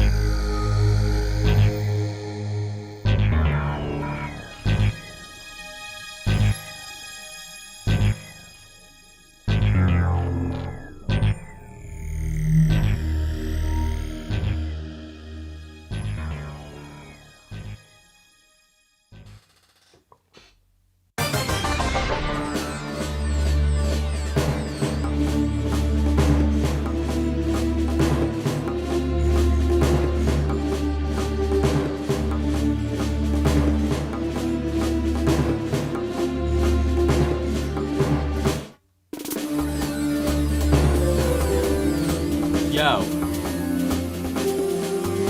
Lethal Lava Land, anyone?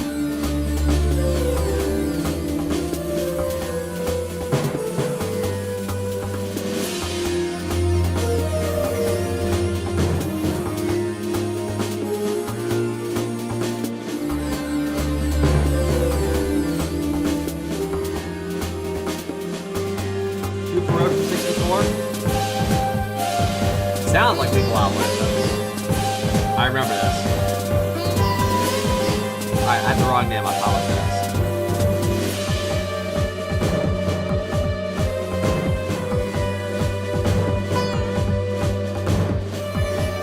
I do remember this.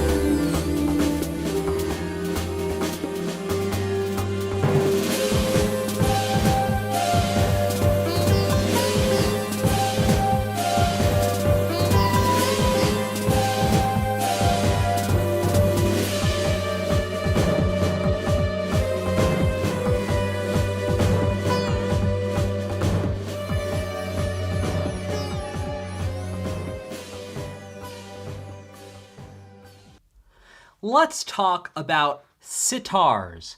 Not guitars that you sit on, but a sitar, which is a classical Indian instrument, like from the country India. Now, you can hear the sitar used in many OSTs to represent places that are hot or associated with fire. And indeed, much of Indian cuisine, and indeed the temperature of India, not the north, but like the south, is hot. So you can also hear tabla too, which is another traditional Indian instrument used, as well as the tampura used. And so there's this, it's not always used in an Indian context, though. Sometimes it's used in a like quasi-Egyptian context or like a desert context.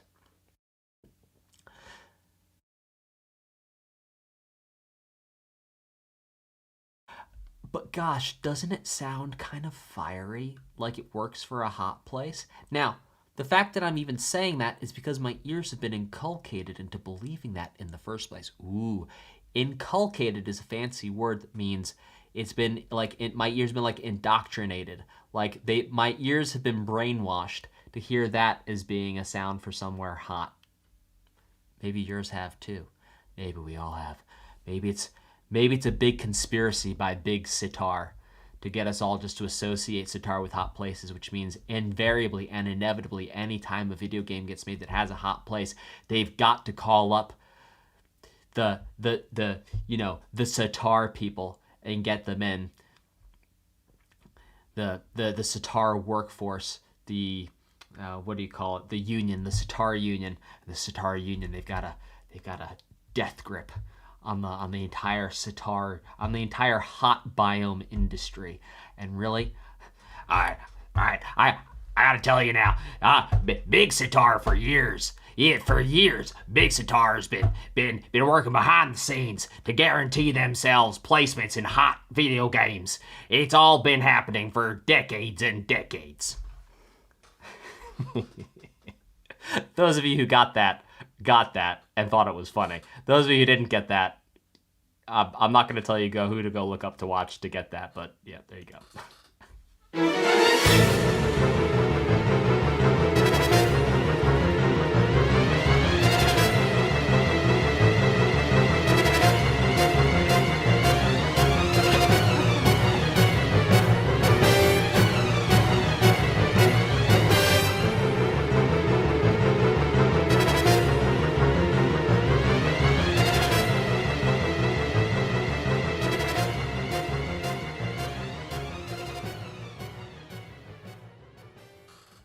So, similarly to when we heard going up the staircase in a previous Mario game, what we heard in this staircase were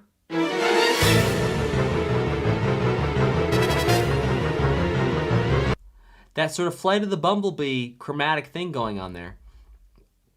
We've heard chromatic twice for 2 different staircases now. Let's keep going.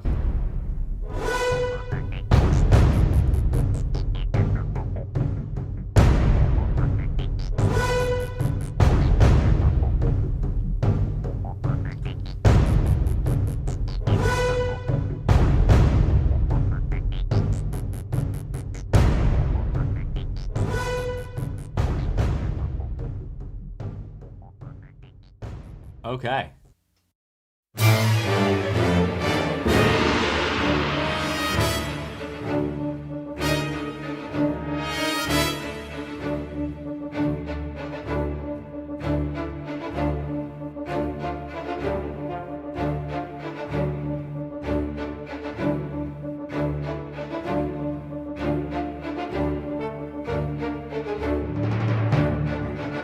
Oh, Pirates of the Caribbean there.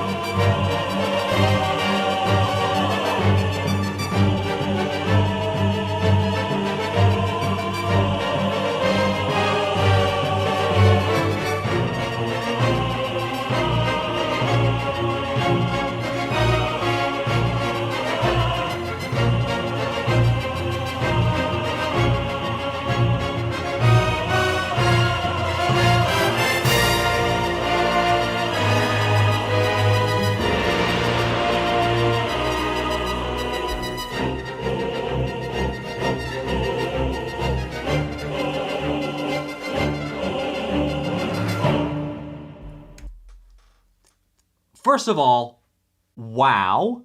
Second of all, wow.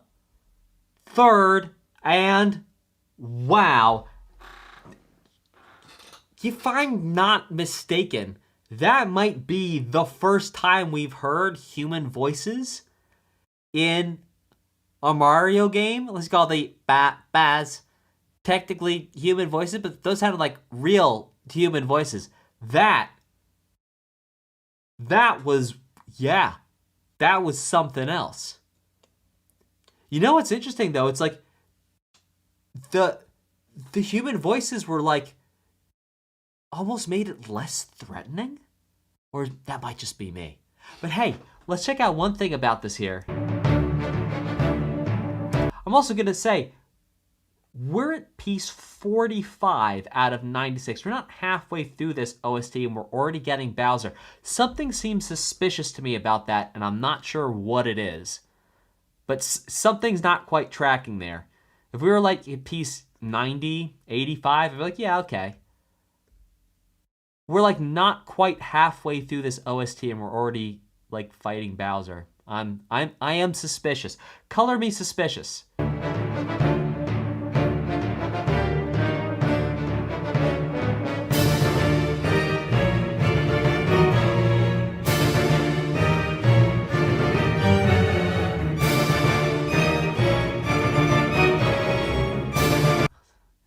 All right, so the choir kicks in when Bowser's vulnerable to attack. That makes so much sense. Let me tell you why that makes so much sense. It makes so much sense because the choir is actually singing a little out of time. Like, the choir's a little off sync from where they could be if they wanted to be. And that it doesn't sound comical, right? But it has this non-threateningness to it. I'm seeing in the chat that, all right, I'm going to fight Bowser more than once in this game. Thanks to Yoshi Star. All right, well, let's keep cooking.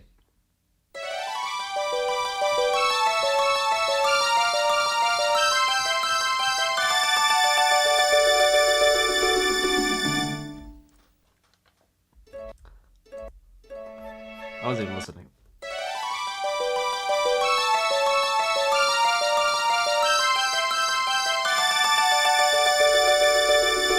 One more time.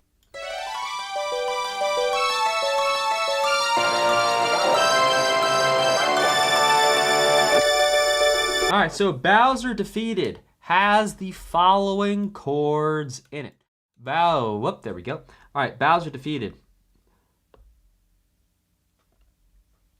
We're in the key of D. It starts off on the 4, then it goes to the 5, and then from here on, it's classic Mario victory theme, flat 6, flat 7, 2, 1. Super cool stuff. That's Bowser defeated. His file was deleted. Let's go to the next one.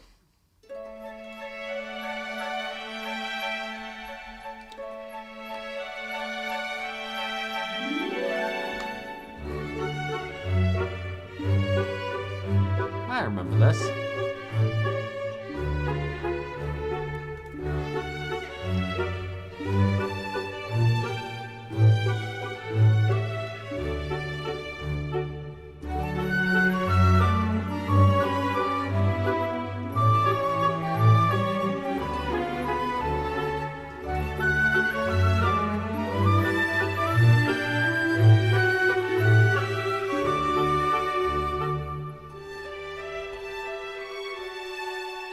Yes, I do notice there are more streams. Thank you, Ingrained Maker.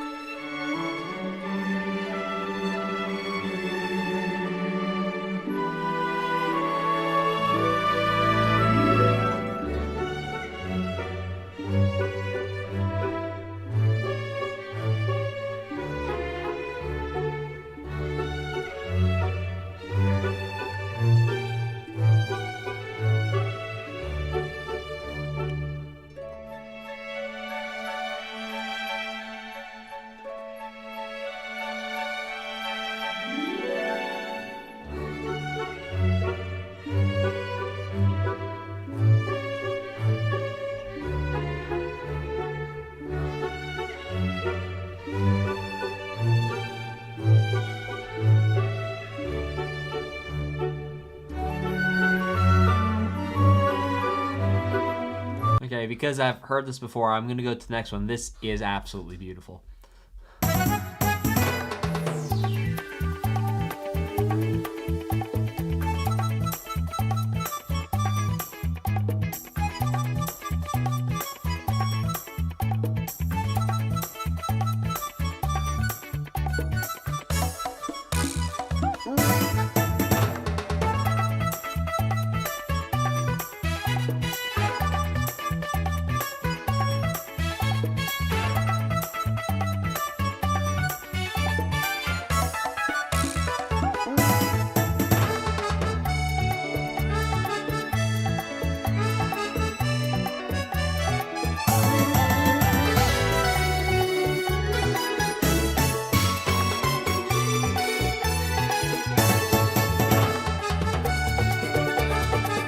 This is reminiscent of Sunshine. Similar instruments, but not that rhythm there.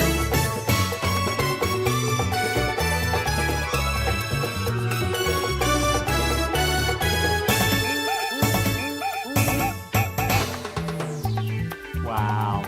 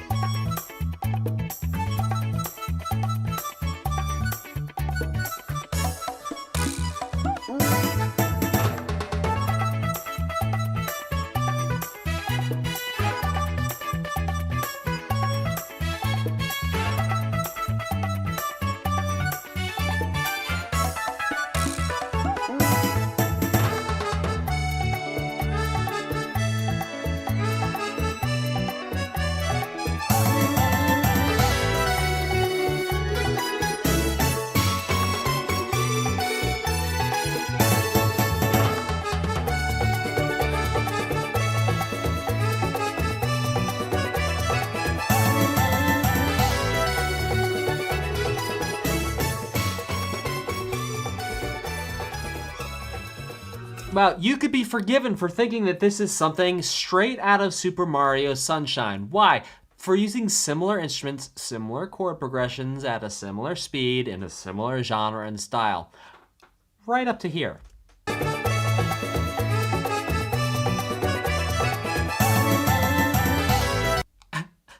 Like, what?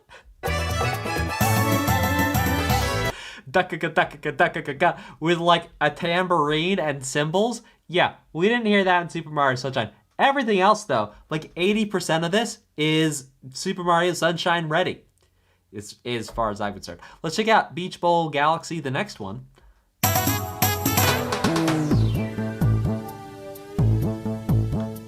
An underwater version. Oh, so pretty.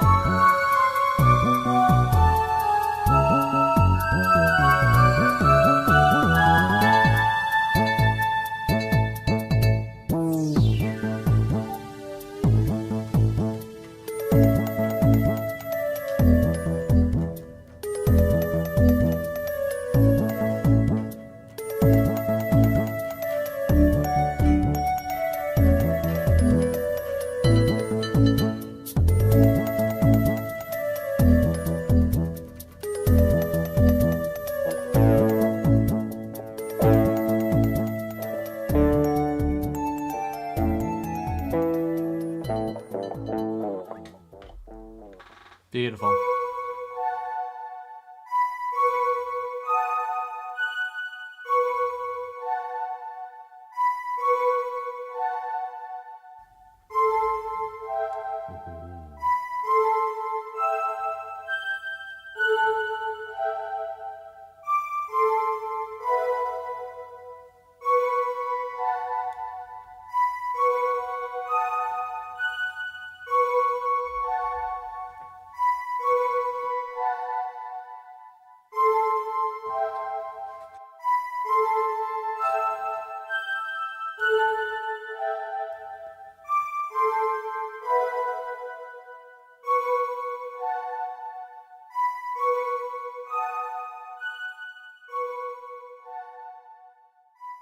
So peaceful.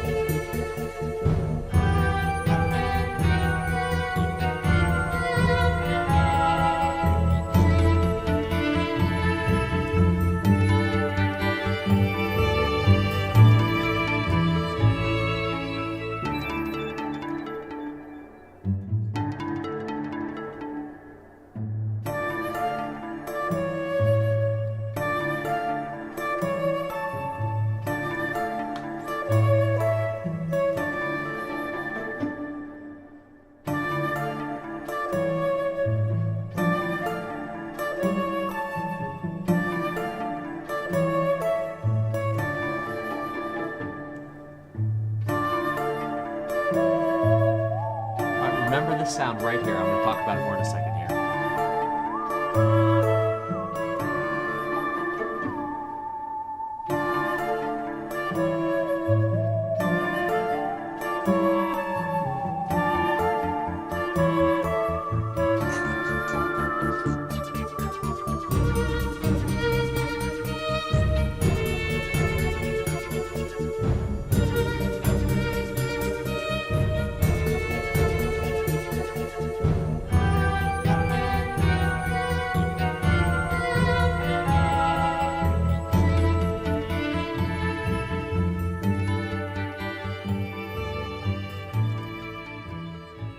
All right, I want to teach you about an instrument called a theremin. Now, a theremin sounds like this.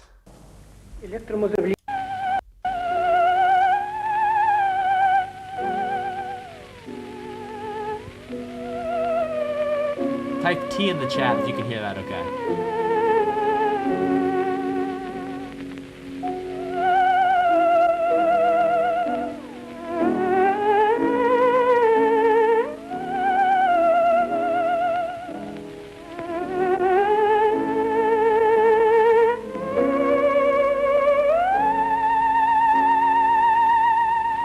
I gotta show you how this guy's playing it. Hang on one second. This is gonna take me a second to sort out on OBS, but you gotta see this. This is... Someone double check this information is correct. Did Leon, L-E-O-N, theremin invent the theremin? I don't know who invented it. Someone, can you confirm that with me in chat real quick?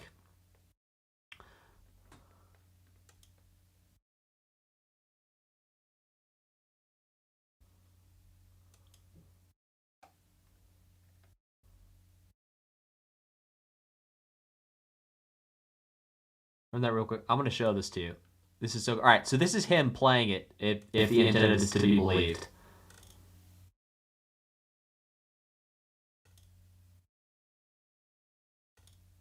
All right, here we go. Let's crop this just a scoochity scotch. I know there's classier ways of doing this in OBS, but here, check this out. Watch how he plays it. He's not touching anything.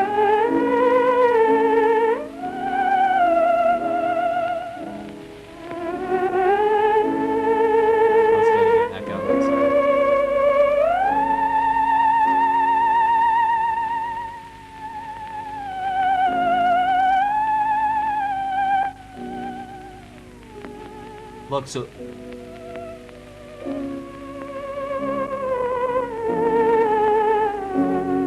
when he puts his hand closer, it goes higher. When he brings his hand further away, it's lower, or something like that. And then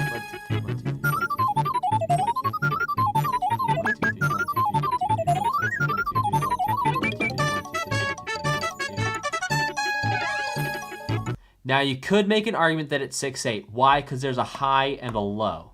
So that's the argument for it being 6/8. It's that we have the 1 T dot, 2 T dot, and that effectively is a march divided into 3 equal parts. So you can make an argument for it being in 6/8. 6/8. But for me, I'm saying I'd call this as 3/4 if we're going to play the game of music theorying here.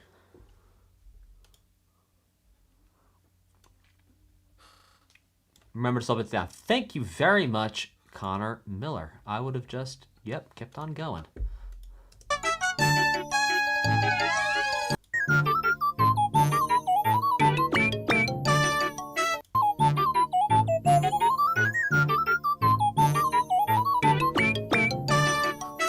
Love it. And then here at the end,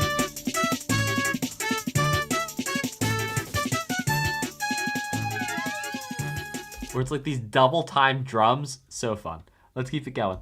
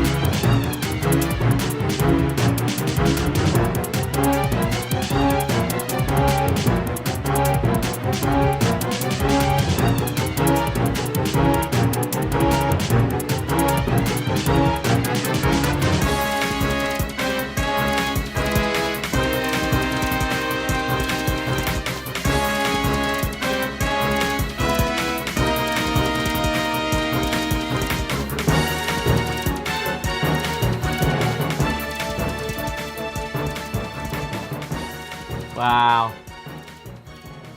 Then type SMG in the chat if you are digging this OST as much as me, because if you and me, 1 + 2 equals 3. Let's keep it going with Buoy Bass. Whoa.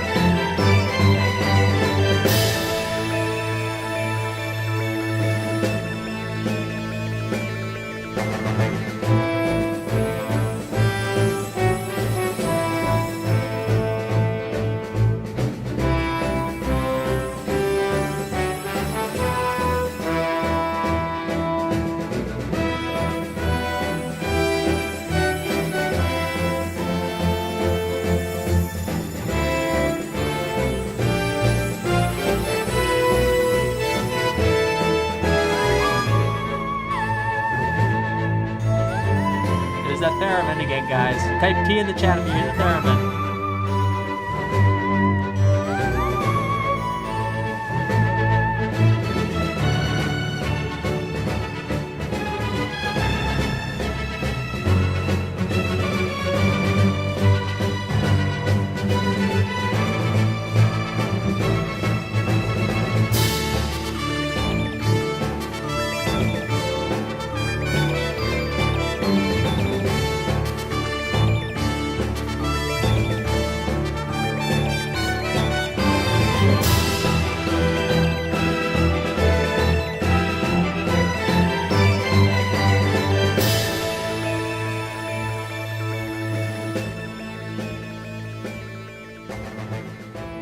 Oh, I'm loving this OST. Let's keep it going to the next one.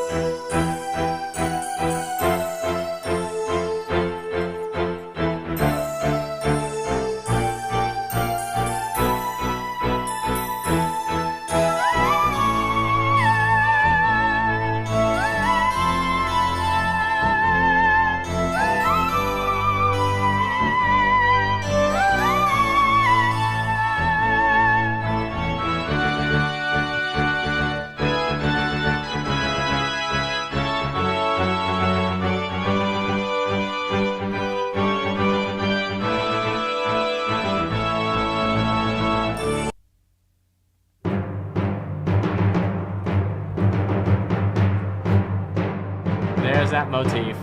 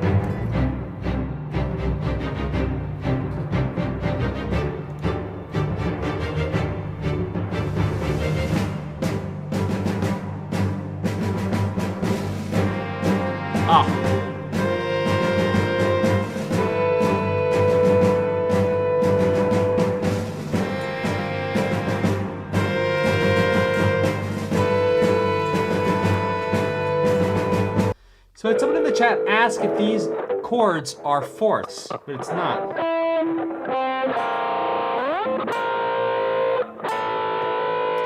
That there is a major second.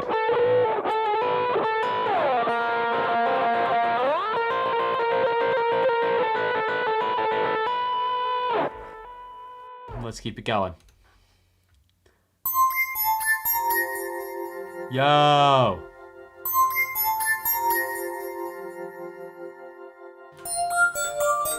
This kind of sounds like what we heard in Sunshine, doesn't it?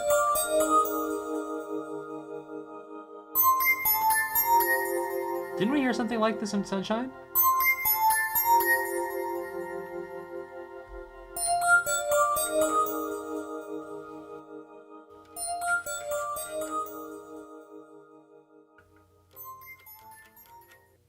Absolutely gorgeous.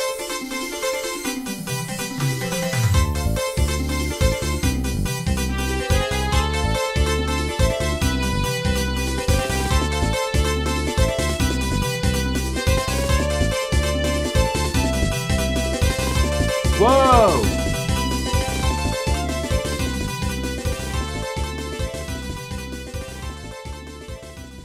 Okay, so Rainbow Mario, aka the Starman theme. We can hear the same chords that the Starman theme has had in every single Mario game we've listened to. And in this one, it does not do the traditional bass. It's doing the 1-5-1 bass for both chords. Now, one thing we heard here was an accelerando. And accelerando. Think of like accel, like accelerate. It's where the music starts at one speed. And even though the music starts at one speed, it starts to speed up, right? So if this is like, let's say miles per hour, right? We got 1, 5, 10, 15, 20. What happens is the music starts to speed up. That is an accelerando. Absolutely beautiful. All right, let's keep rocking with this next one.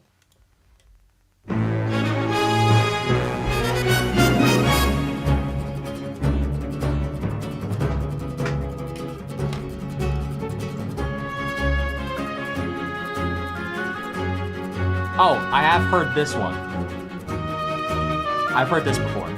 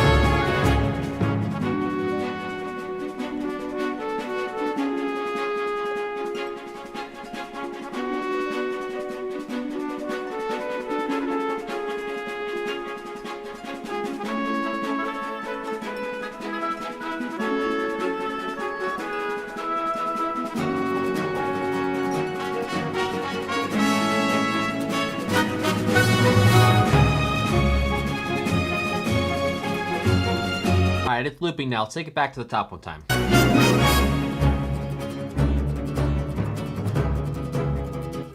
I'll break this down for you.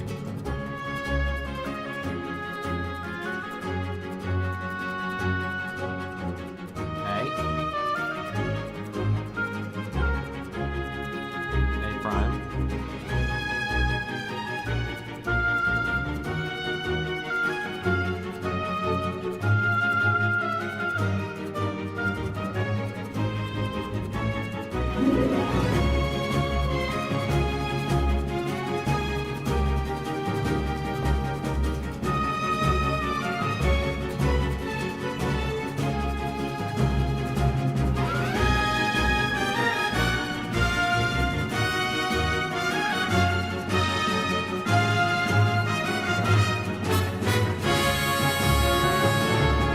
So what we're hearing here, we can think about this as being a subphrase. So here's our first subphrase.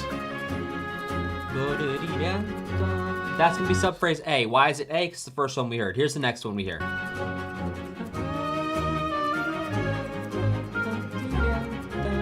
Slightly different rhythm, so I'm gonna call it subphrase A prime, but basically the same rhythm. Now, we're gonna get the first half of the rhythm from subphrase A 2 times in a row, which is gonna create something different. We're gonna call that subphrase B. Check this out.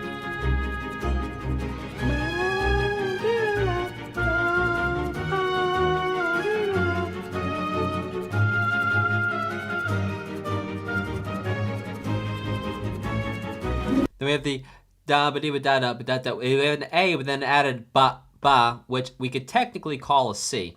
And if we called it a C, we'd look at this and say, oh, that's sentence form. Which, by the way, you can go back to the original Super Mario Bros. And see this form of melody. Let's keep it going.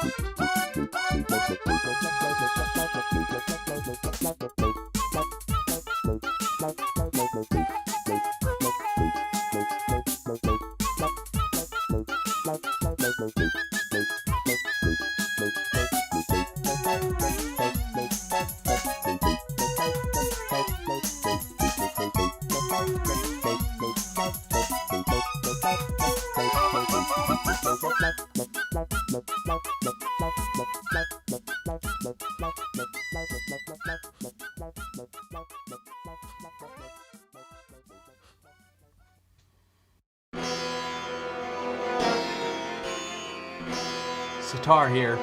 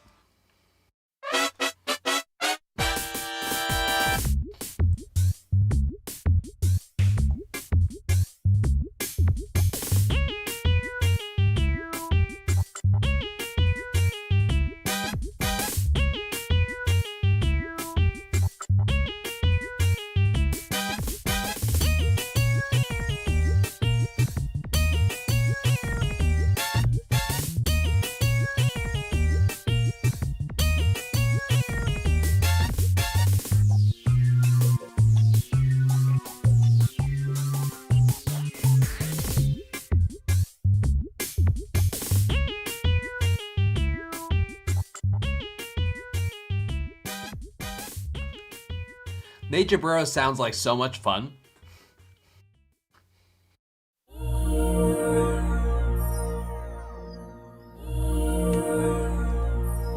Yo, did we hear this in the Super Mario movie?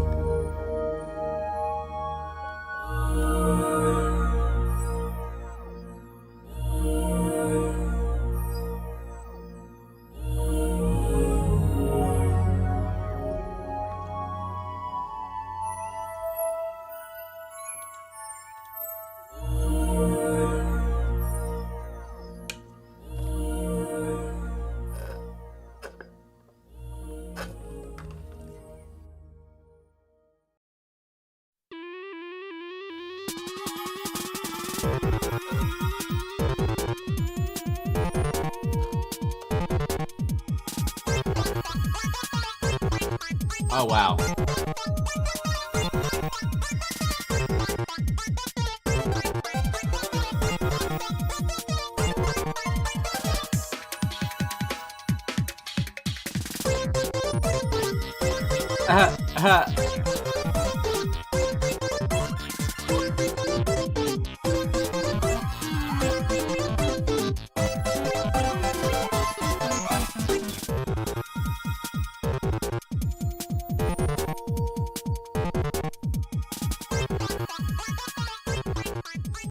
We hear 3 different Mario themes combined into this.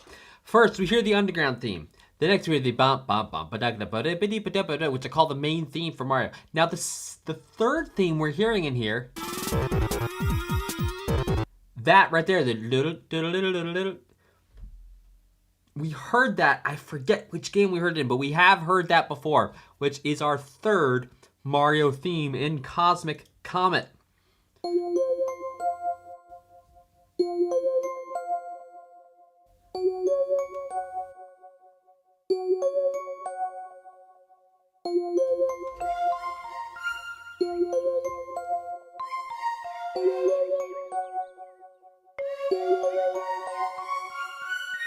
Shadow Mario. Thanks, guys.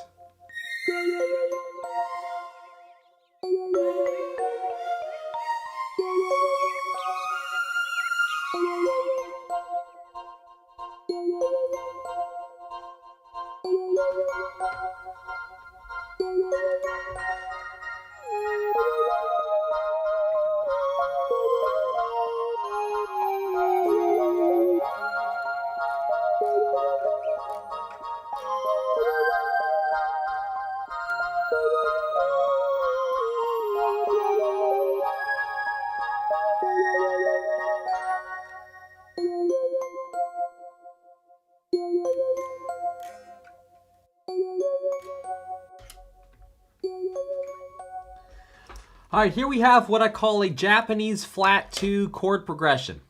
Now, the reason I call it a Japanese flat 2 chord progression is because other than Steve Vai in 1991 on his album Passion and Warfare, the first times I heard this chord progression was on Japanese OSTs. And that is when you have a 1 minor, like here we're in the key of F minor. We have a 1 minor, and then it goes to a flat 2 major 7, which I am not going to call a Neapolitan for those of you who are music theory nerds. I'm not going to call that a Neapolitan. Why? For me, this is not functioning as a subdominant chord. It doesn't have a subdominant function. It's not in first inversion. So I'm really calling it a flat 2 major 7, and I'm going to call this the Japanese flat 2 chord progression. All right, let's keep it going.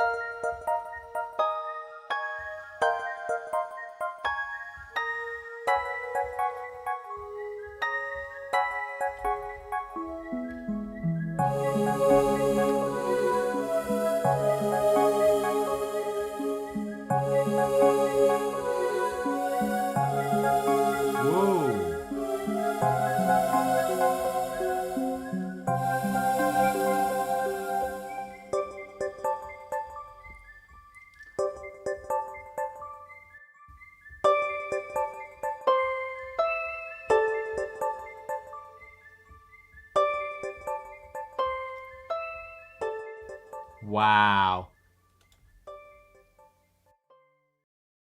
You know, I'm going to be honest with you. I'm always honest with you. That's a turn of phrase. So I have goals, and when I hit those goals, I get to play video games. That's the way I run my life. I'm telling you how to live yours. You don't tell me how to live mine, and we'll both have fun, and we'll hang out together and be friends. Fair enough? Cool. Great. So I have goals, and when I hit those goals, I allow myself to go play video games. Because if I just play video games without hitting my goals, I do not hit my goals. Transparently. That's my experience with me. So my next goal is coming up, and looks like if all goes well, I might hit it this month, might hit it next month. I've been thinking about what game I want to play as my reward for hitting that goal. And originally, I was thinking Assassin's Creed. Why? I love Assassin's Creed games. They're so much fun. Brutal honesty. Listening to this, I might actually go with this as being the game that I play, just based off the music alone. I'm like, man, if the music is this good, how good is the game gonna be? You feel me? Like, this music is so good, how good is the game going to be? For real.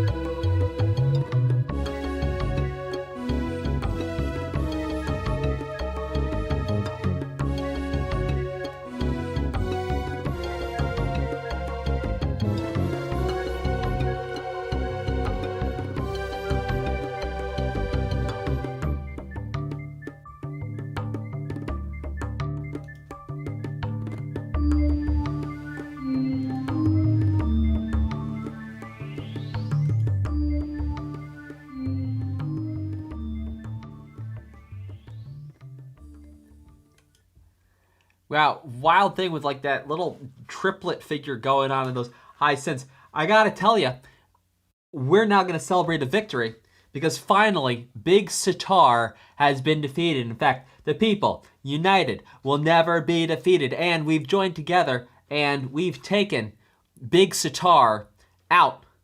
We did not hear one single note of sitar in that piece of music, if I'm not mistaken. It's even called Lava Path.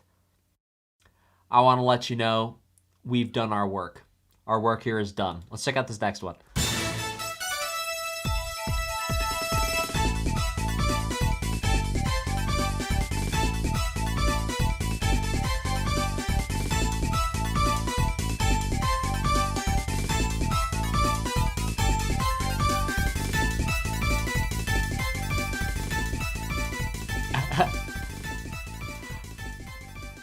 Well, that there's another Accelerando. It happened fast, too. That ramped.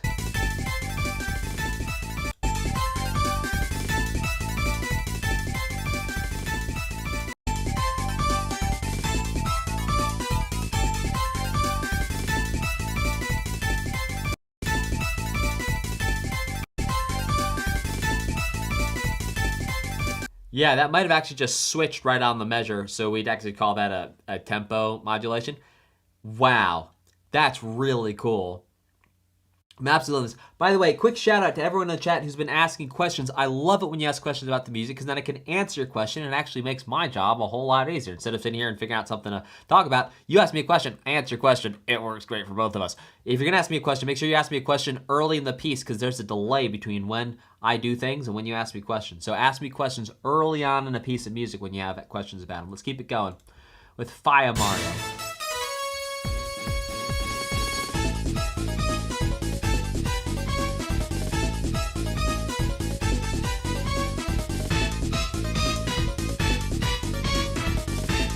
Little orchestra hits in there.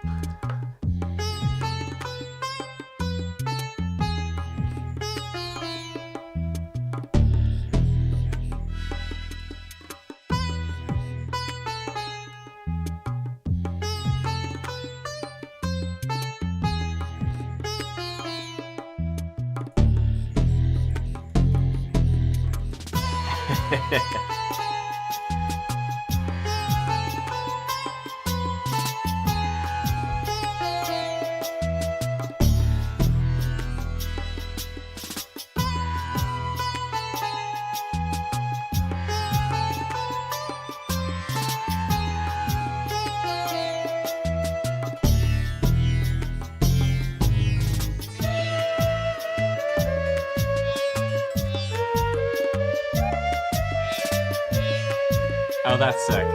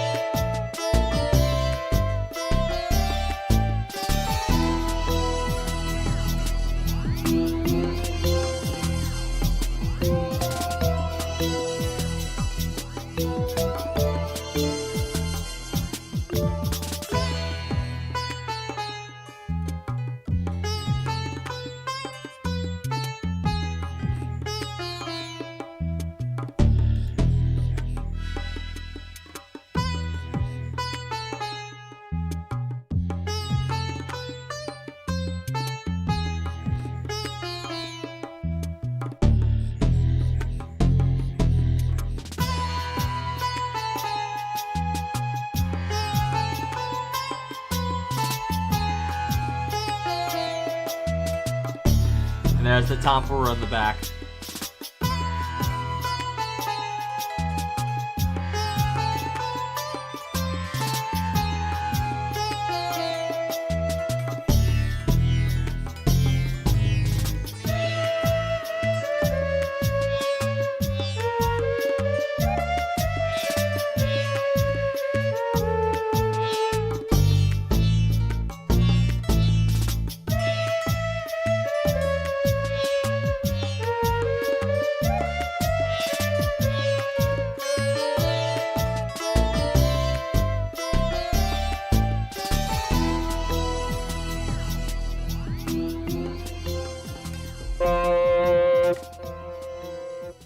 All right, so some cool stuff here. Well, two cool things to point out about this.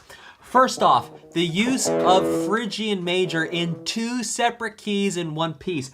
I don't actually think I've heard that before in a game OST. So many firsts with this Super Mario Galaxy first listen through. We hear the first part of this piece of music.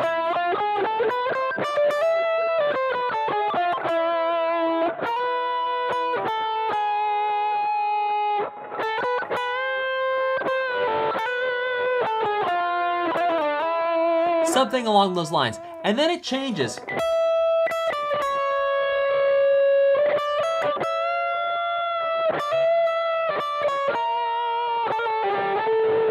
Something along those lines. It goes from the E Phrygian Major to the A Phrygian Major. So cool. Let's keep it going. Hey, the Lost Mage 9242.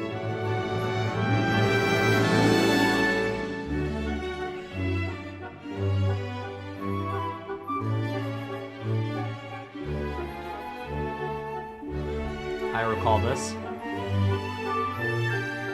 Hey, quick question, chat. In this game, like, do we have like a crush on Rosalina? Why do we keep coming back to see her?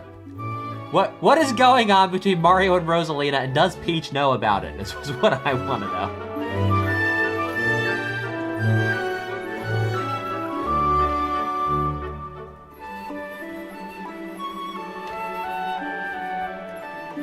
Oh, she's more like a mom? Well, that makes sense. You go back and see Mom. By the way, if you haven't called your mom today, call your mom. Tell her you love her.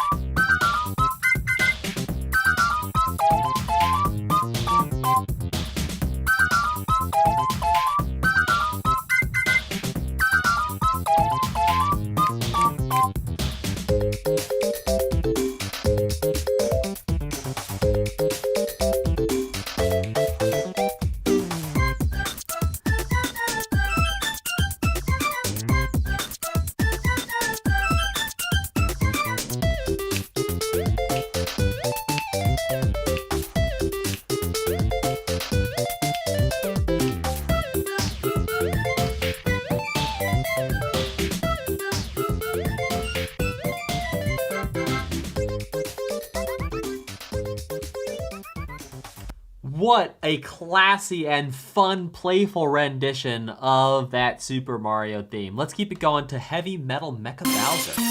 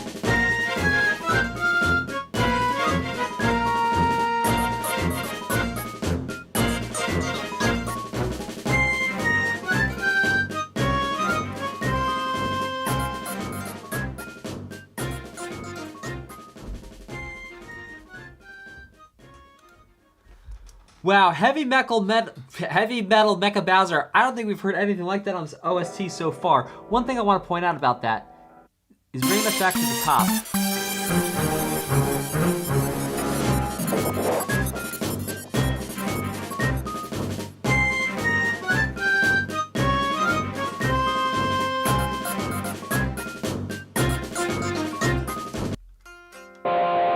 It's the stacked force.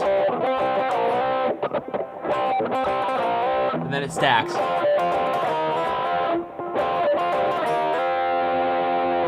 But yeah, it's that fourths on top of fourths. We have heard fourths and fifths before associated with dangerous things in this world of Super Mario.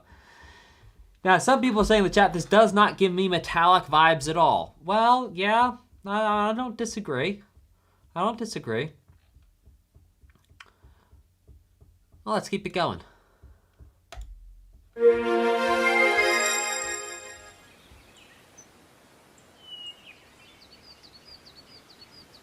Ooh.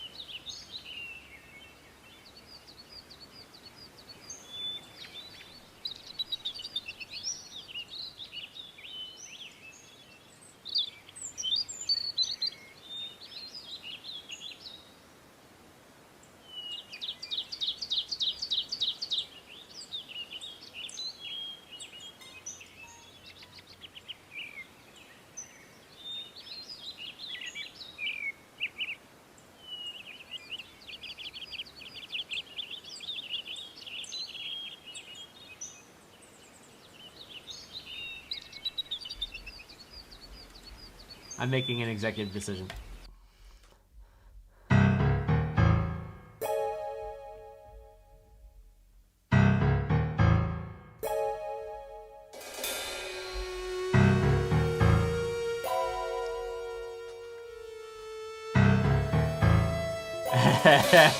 Chat, you're funny.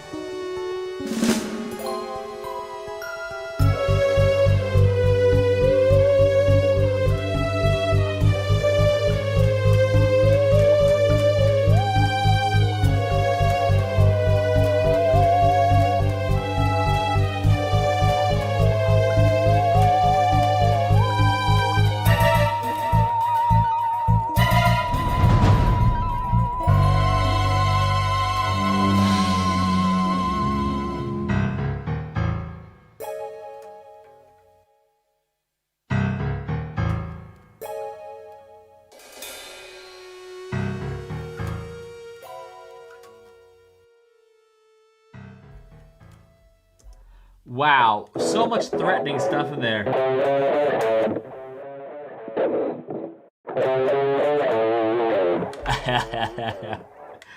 And then after that, hitting on this G, which by the way, that G we heard also in the Airship Armada. We also heard that G. So a threatening G so far here in this Mario Galaxy OST. Let's keep cooking.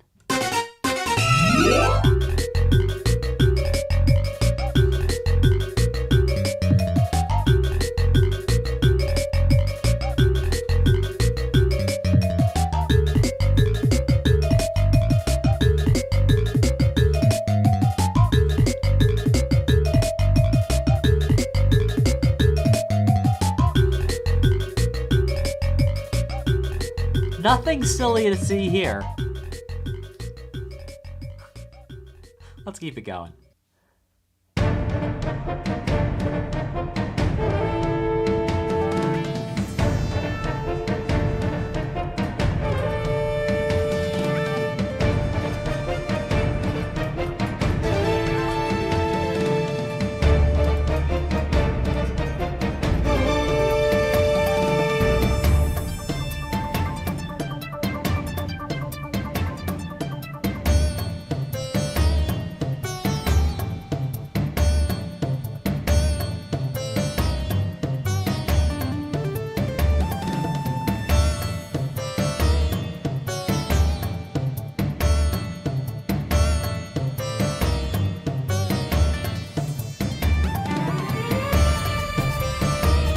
Nice. Nice.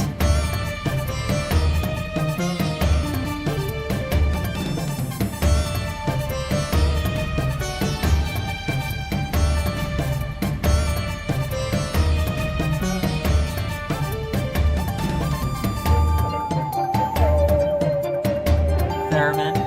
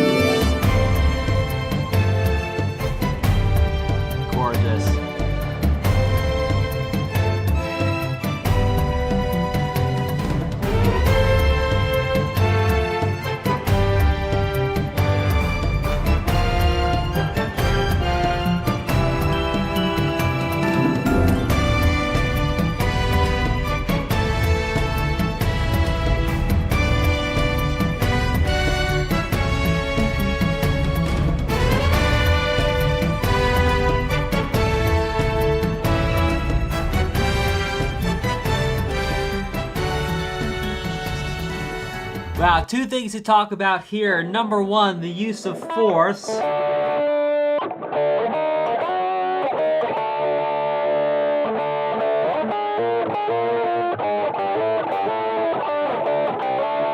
second.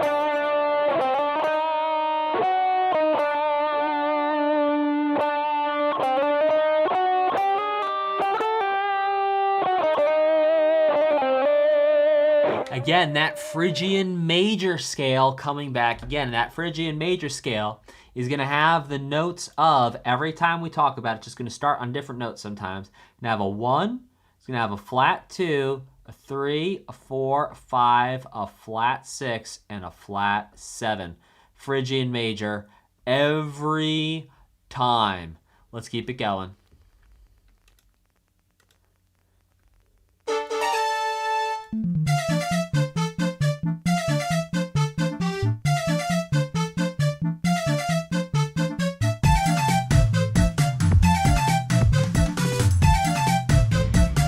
What a groove.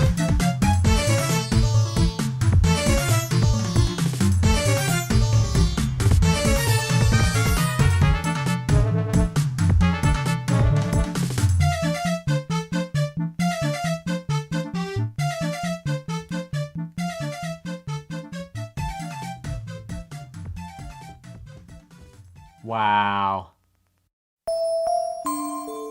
What a groove.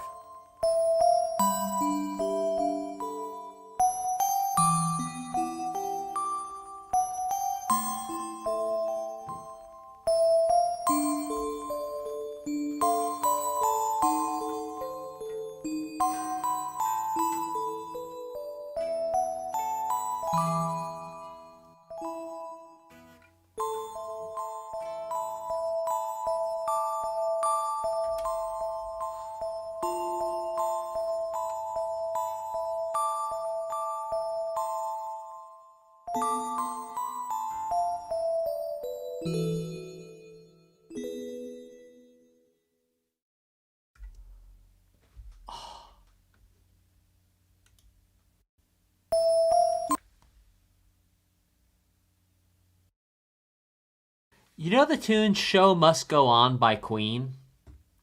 I want you to go listen to the Show Must Go On by Queen and then come back and listen to this one again. Go listen to the Show Must Go On by Queen, then come back and listen to Sad Girl. And then tell me, yeah, just go do that. I'm not going to play it because Queen, they are ridiculous with their copyright things on YouTube. If I play it for 2 seconds, they will lock this video down faster than something that gets locked down fast, so I'm going to leave that alone. But let's go to the next one, which is Flying Mario.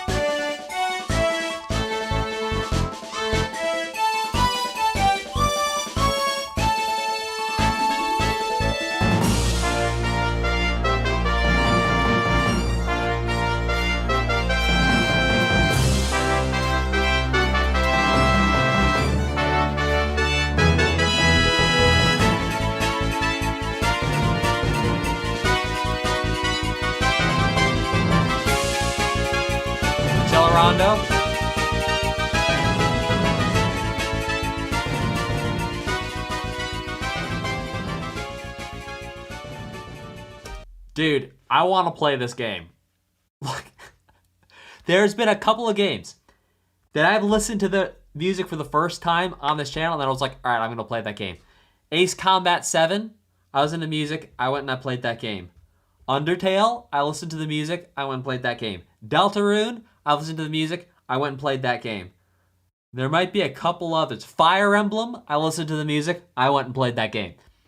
There's a couple of them on this channel where I've listened to music and been like, oh, yeah, no, I'm going to go play that game. Absolutely. Dude. This sounds incredible. Let's go to the next one.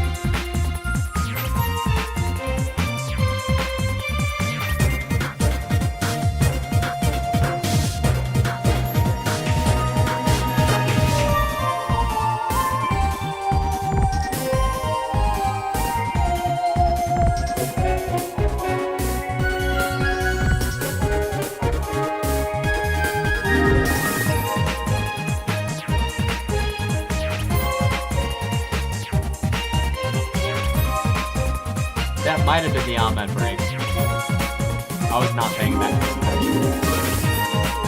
I was spacing out thinking about the Mario movie for a second there.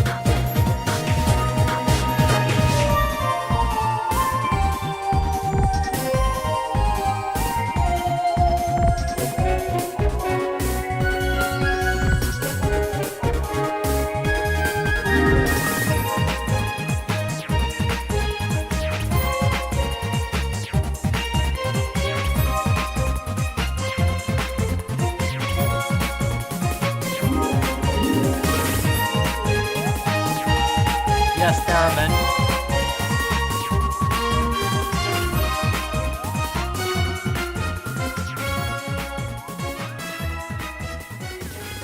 Oh. Gosh, if that wasn't just a majestic piece of music. I want to play this game.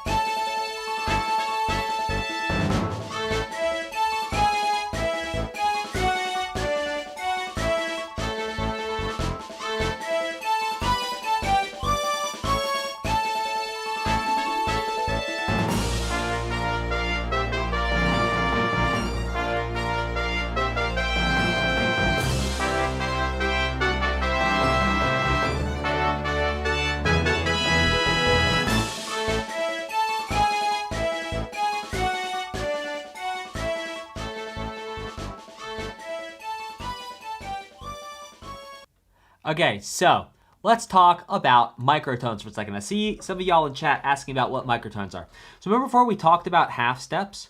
So if we want to know what the distance is between two half steps, let's say from an A to a B flat, this is a half step. We can measure this distance by breaking it up into 100 teeny tiny divisions called cents. And 100 cents equals 1/2 step. So what happens if we go from A and we go up 65 cents? Oh, that's not going to get us to a B flat because a B flat was 100 cents away. That's going to get us a microtone. Microtone. So microtone is something that's going to be smaller than 100 cents relative to this thing it would be a half step up or a half step down from. So there you go. Microtone is going to be something other than 100 cents. Now even vibrato, when I do this, you're hearing microtonal variations. That sound right there, if I play it without the vibrato, That's the regular note. Now here's with vibrato. That vibrato is going to be something in the area of 20 to 50 microtones. How cool is that? Now, that is going to be microtones. Now, Jake Vox asks, are microtones the same as arpeggios? No. So we talked about notes and we talked about chords. Now, what an arpeggio is a broken chord. It's when we take the chord, right? So we have all these notes that go into chords. For example, C major. We have a C, an E, and a G. And all of these, we bundle them up, we put them together, we get a C major chord. Now what happens is an arpeggio is we take the notes out the other side and we break them apart again. It's a broken chord. And there's many different ways you could play it. For example, or,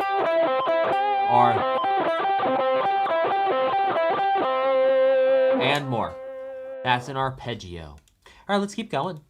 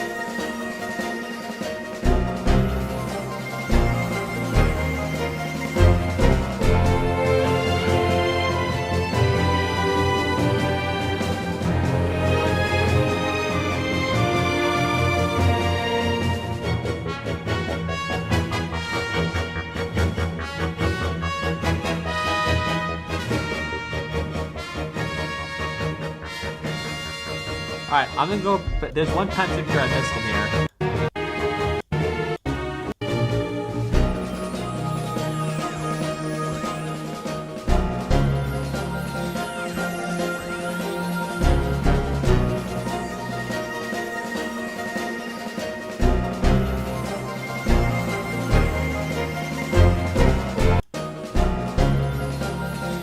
Like 8 and 10?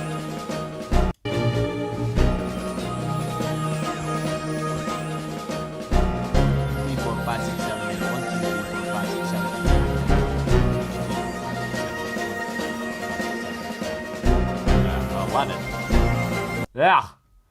What is that?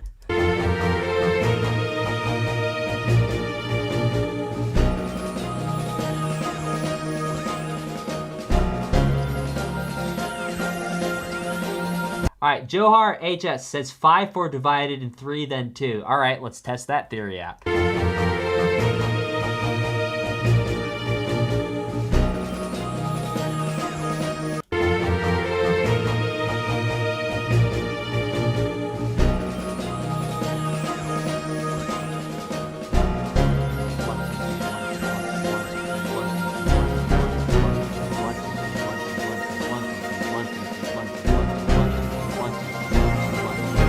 1, 2, 3, 1, 2, 3, 1, 2, 1, 2, 1, 2, 3, 1, 2, 3, 1, 2, 1, 2, 1, 2, 3, 1, 2, 3, 1, 2, 1, 2.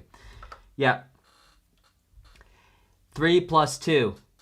Well, yeah, but it's 2 3s and then it's 2 2s. It's not 3 plus 2, right? So it's 1, 2, 3, 1, 2, 3, which we could think about as being, really, that might actually be a Hemiola.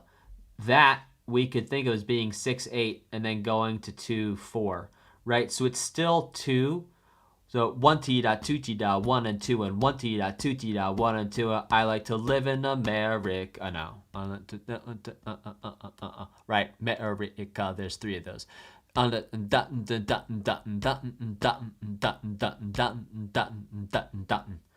Yeah. So I'd call that Hemiola. 6, 8 to 2, 4. America. Right, so there would be 3. There would be 3 2 4s, and I want to live in 1 and 2 and 3 and. Which actually that would be 3 4 at that point. We call that. Yeah, we call it 6 8 and 2 4. Real interesting. Really, really interesting.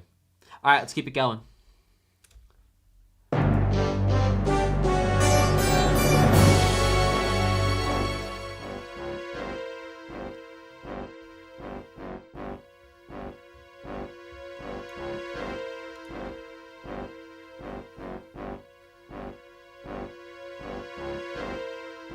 Bowser's definitely telling us about his evil plans right now or something.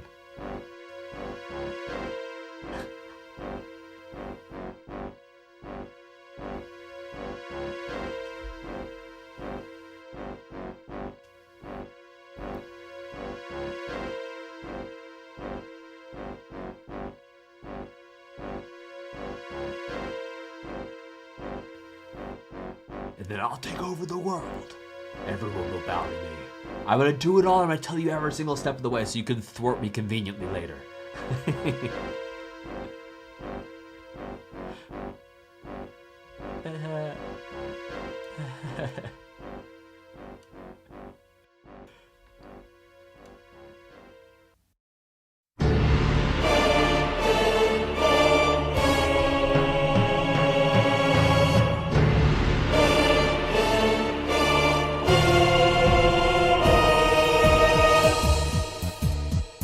Oh yeah, come on now.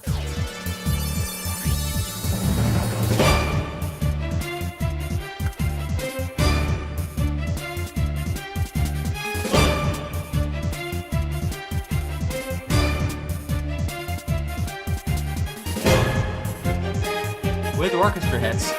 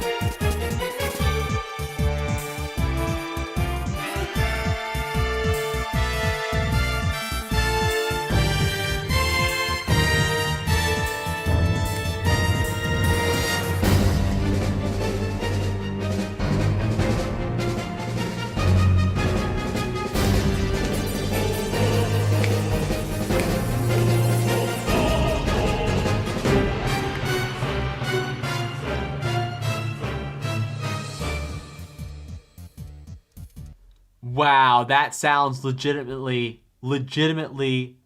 dramatic. I was honestly could have taken 3 more phases of that and like That was so cool. That left me wanting more, if I'm being honest. Well, I'm always honest. I don't know why I'm saying that. It's a turn of phrase. I am being honest. I could have used more of that good stuff. That was awesome. Let's keep going.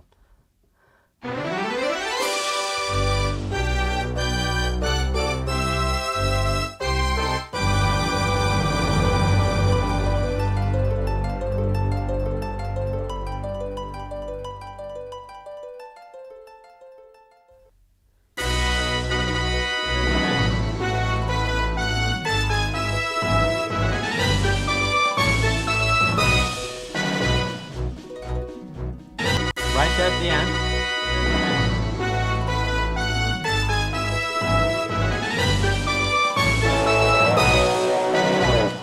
We hear that flat 6, flat 7, 1, and interestingly also, that's going to be in the key of B major. B major, the key that started off this entire OST, this bringing us back home and keeping it in the story of this soundtrack. Let's keep it going.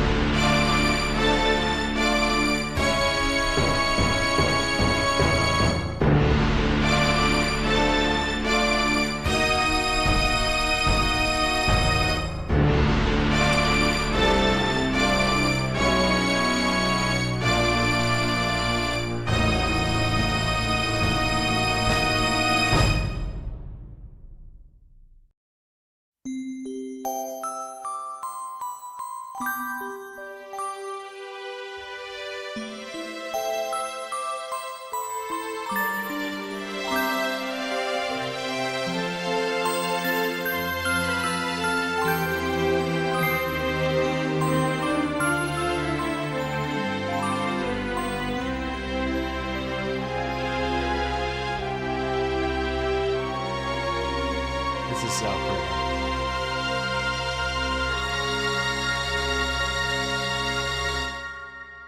Wow. That just gave me goosebumps.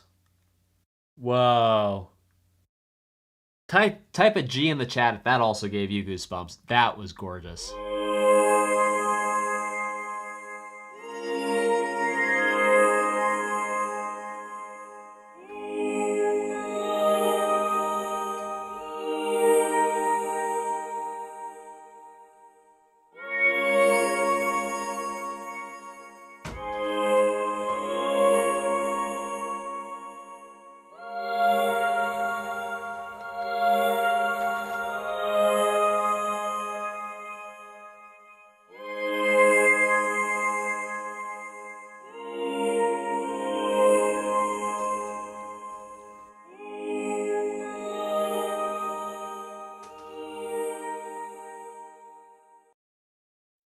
Oh, I could use more of that too.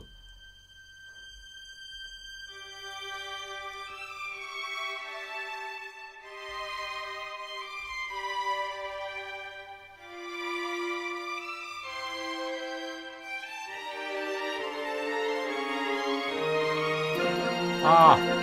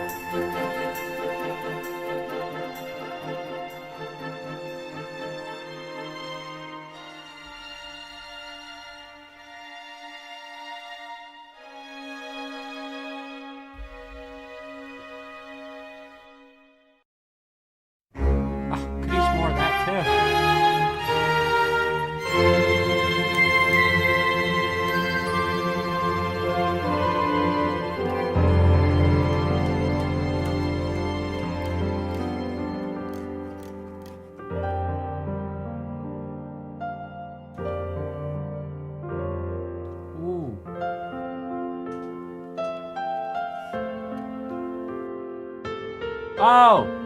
Oh! Oh my gosh. Goosebumps. Oh my gosh. Oh, wow. Oh, I'm gonna cry.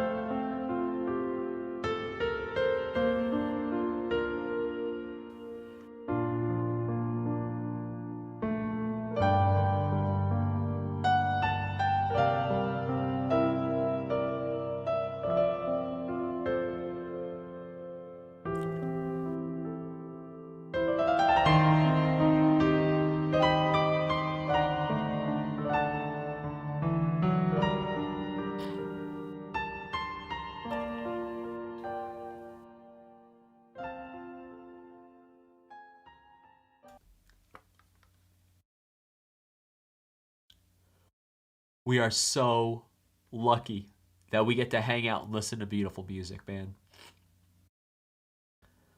We are so, so, so lucky.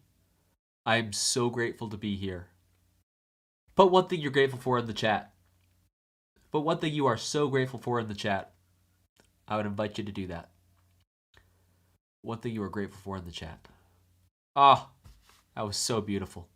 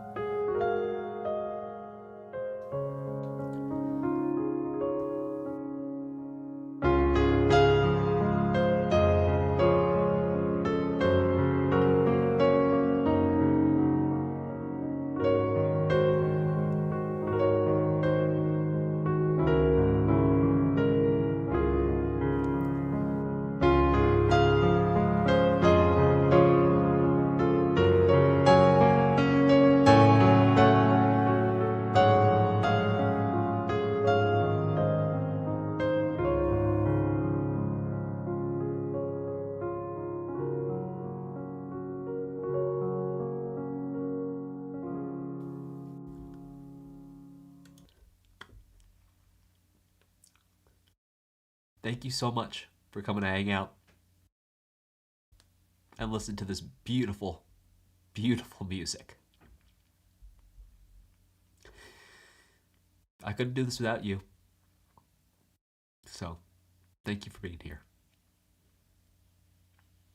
And I'm glad we got to do this together.